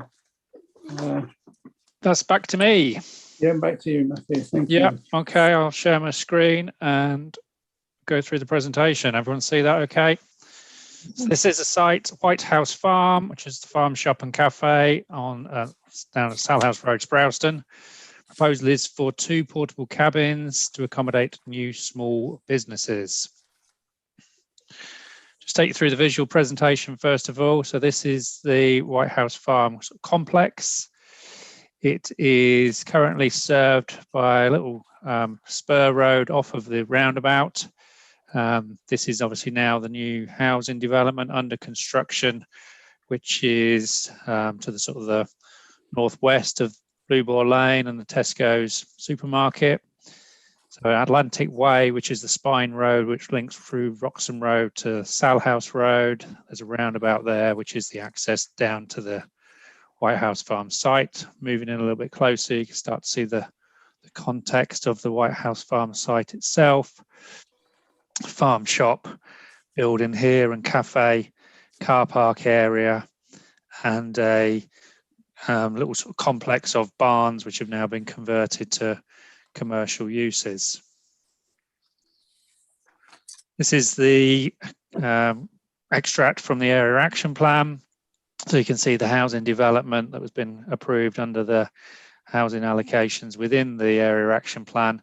Our site itself, the White House Farm, is just outside of that, so not actually with any of the allocations or designations as part of the AAP. Once again, moving in a little bit closer, you can see the arrangement, the configuration of the courtyard of barn conversions. Then another range of buildings here, and the proposal is just to locate the 2 buildings coloured red and blue in this L-shaped configuration just against the larger building here, which then, as you see, and I'll show you in a moment some photographs within a further sort of courtyard arrangement, which is where those proposed cabin buildings are to be located. This is the form of the buildings themselves.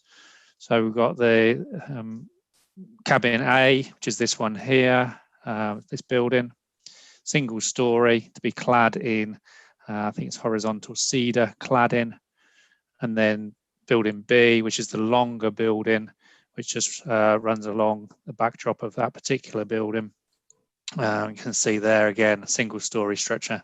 Actually, I think I told you wrong. I think that one's building A, that one's building B. You can just tell by the longer rear run. But each of those single point of access, doorway in, ramped up into each of those units, adjacent to the farm shop, which I'll show you some photographs in a moment. That'll give you the context of these buildings relative to the entrance into the existing farm shop.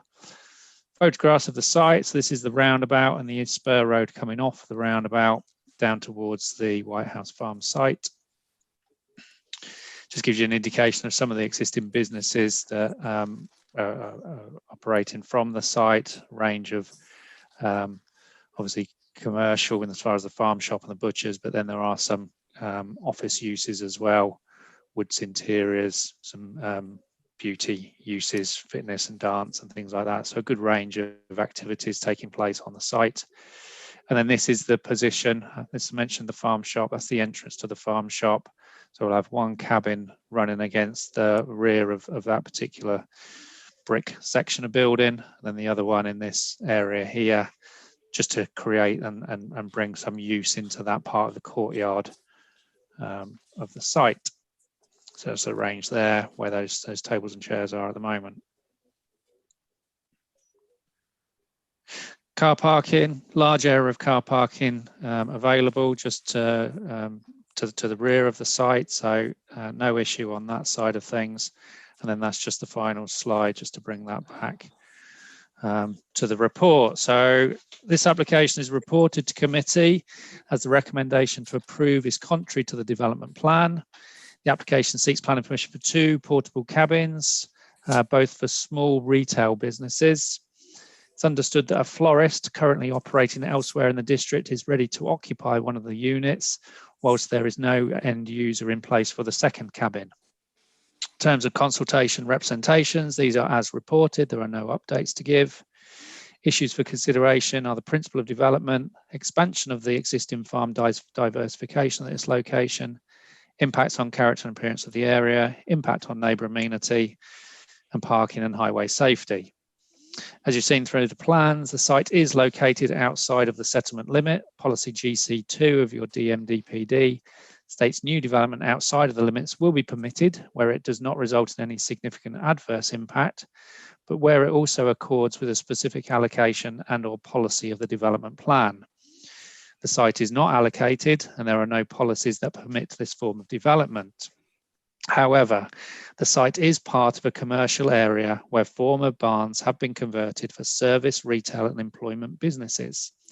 The proposal is for a temporary period, whilst the applicant has a longer term intention to convert some of the remaining buildings to accommodate these uses. However, the current uncertainty around the COVID recovery means that temporary cabins the temporary cabins option is preferable at the moment. Should be noted that the close proximity of the site to the substantial residential area under construction to the west, it's anticipated that they would be the end users for these retail uses. These proposals are also considered to complement the existing commercial offer of the site. Given the location of the site within the complex of the buildings, there is no impact on the character and appearance of the area. There are no residential neighbours to the site, so there'll be no adverse impacts on residential amenities, and the Highway Authority has no objection.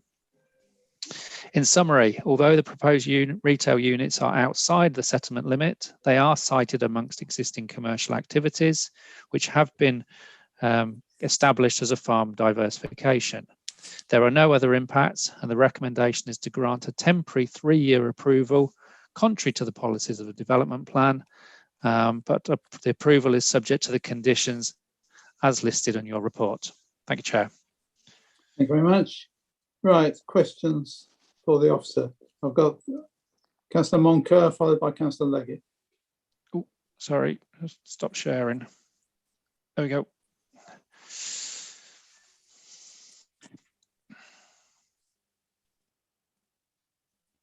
Councillor Moncur, you're muted, sorry. I do apologise. Thank you,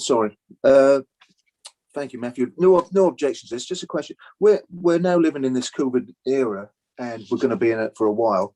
This probably would be build regs and probably not planning. But wouldn't it be more suitable to have an in and outdoor on these porta cabins? Is that something that could be imposed? It's a fair point. I think with a lot of these retail businesses, I think it's just a case of just how they organise that within themselves. It's a management issue, isn't it? So far as obviously people have learned to wait and not push past other people. I think it's just the design of the building that's got a single point of entry. On that basis, I don't think we could require them to provide another building which had double doors or anything like that, given the scale of the business use. Don't think that would be reasonable personally. Okay. I just think moving forward, if we were forward thinking, that would be, as a planning committee, we could enforce that. But again, obviously, we probably can't enforce it. Yeah, it's what's reasonable at the time of determining the application, isn't it, and meeting those tests of conditions. And I suppose because we're all, businesses are having to operate within COVID restrictions, in theory, they may stop at the end of June, mightn't they? So to require something now that may not be needed, it's clearly something that they need to consider, and clearly putting in another door probably wouldn't require consent. So I think we would leave that to the operator to decide, because there'd be lots of retail premises with only one entrance at the moment. But clearly it's something we can advise them against rather than actually asking them to do that. I think in planning terms it's acceptable. Okay, thank you. Councillor Leggett, followed by Councillor Fisher. No, I haven't. No, oh, you had your hand up earlier. No, okay, Councillor Fisher.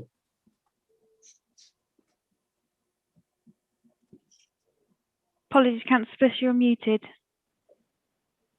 My apologies. Okay. Now, the same thing occurred to me as Councillor Moncur. When you look at it, you've got a 20-foot container with the single central door, and really, to stick an extra door in that is half a day's work. And although we can't, it's not a planning issue, I think we ought to maybe make that recommendation for various reasons, not just COVID. Thank you. Okay. Right. Any further questions for the officer? Councillor Riley. Yeah. Well, we've sort of moved into non-question, Chair, with John's last remark. So he's talking about possibly a recommendation there. So really, I'd like to come back on that in the debate because I haven't got a question. Okay. Are there any other questions? No. Well, okay. We'll open up now, and I'll go to you, Councillor Riley. Thank you very much, Chair. Yeah, I mean the situation here is that we're in a temporary situation around COVID, and I do think the officers are absolutely correct here that we're in a temporary situation. We're talking about these mobile homes which already are built, specified in a factory. I know I had a business doing these actually at one point, and to try to then get another doorway in is actually not an appropriate thing, I believe, in terms of us as a planning committee. And I also am fully aware of where enforcement has been and currently is around some of these issues as well. And I'm not actually sure it'd be enforceable under this temporary COVID situation. And we are aware that there has been some conditions put on by our planning committee that are not enforceable, and we are living with those all the time. And I don't believe this one's enforceable. So if it's not enforceable, what's the point of doing it? And it is a temporary situation. And my local supermarket's got one entrance in, one entrance out. And it's just the way it is at the moment. So I wouldn't support trying to put on a condition here around this. I just don't think it's feasible. And by the way, I support the fully support the application there and the conditions. Are you moving that then, Steve? Yeah, I'll move that. Yeah, I'll second it then. I don't see there's a need for a second door either, to be honest with you. So I support the officer's recommendation as is. Okay. Does anybody else wish to speak before we go to the vote? No. Well, it's proposed by Councillor Riley, seconded by Councillor Adams, that we approve subject to condition. Officer Matthews, please. Thank you, Chairman. Councillor Adams. For. Councillor Beadle. For. Councillor Brennan. For. Councillor Fisher. For. Councillor Ford is not with us. Councillor Karimi Guvenlou. For. Councillor Leggett. For. Councillor Moncur. For. Councillor Prutton. For. Councillor Riley. For. Councillor Ward. For. That's unanimous, Chairman. Okay, thank you very much.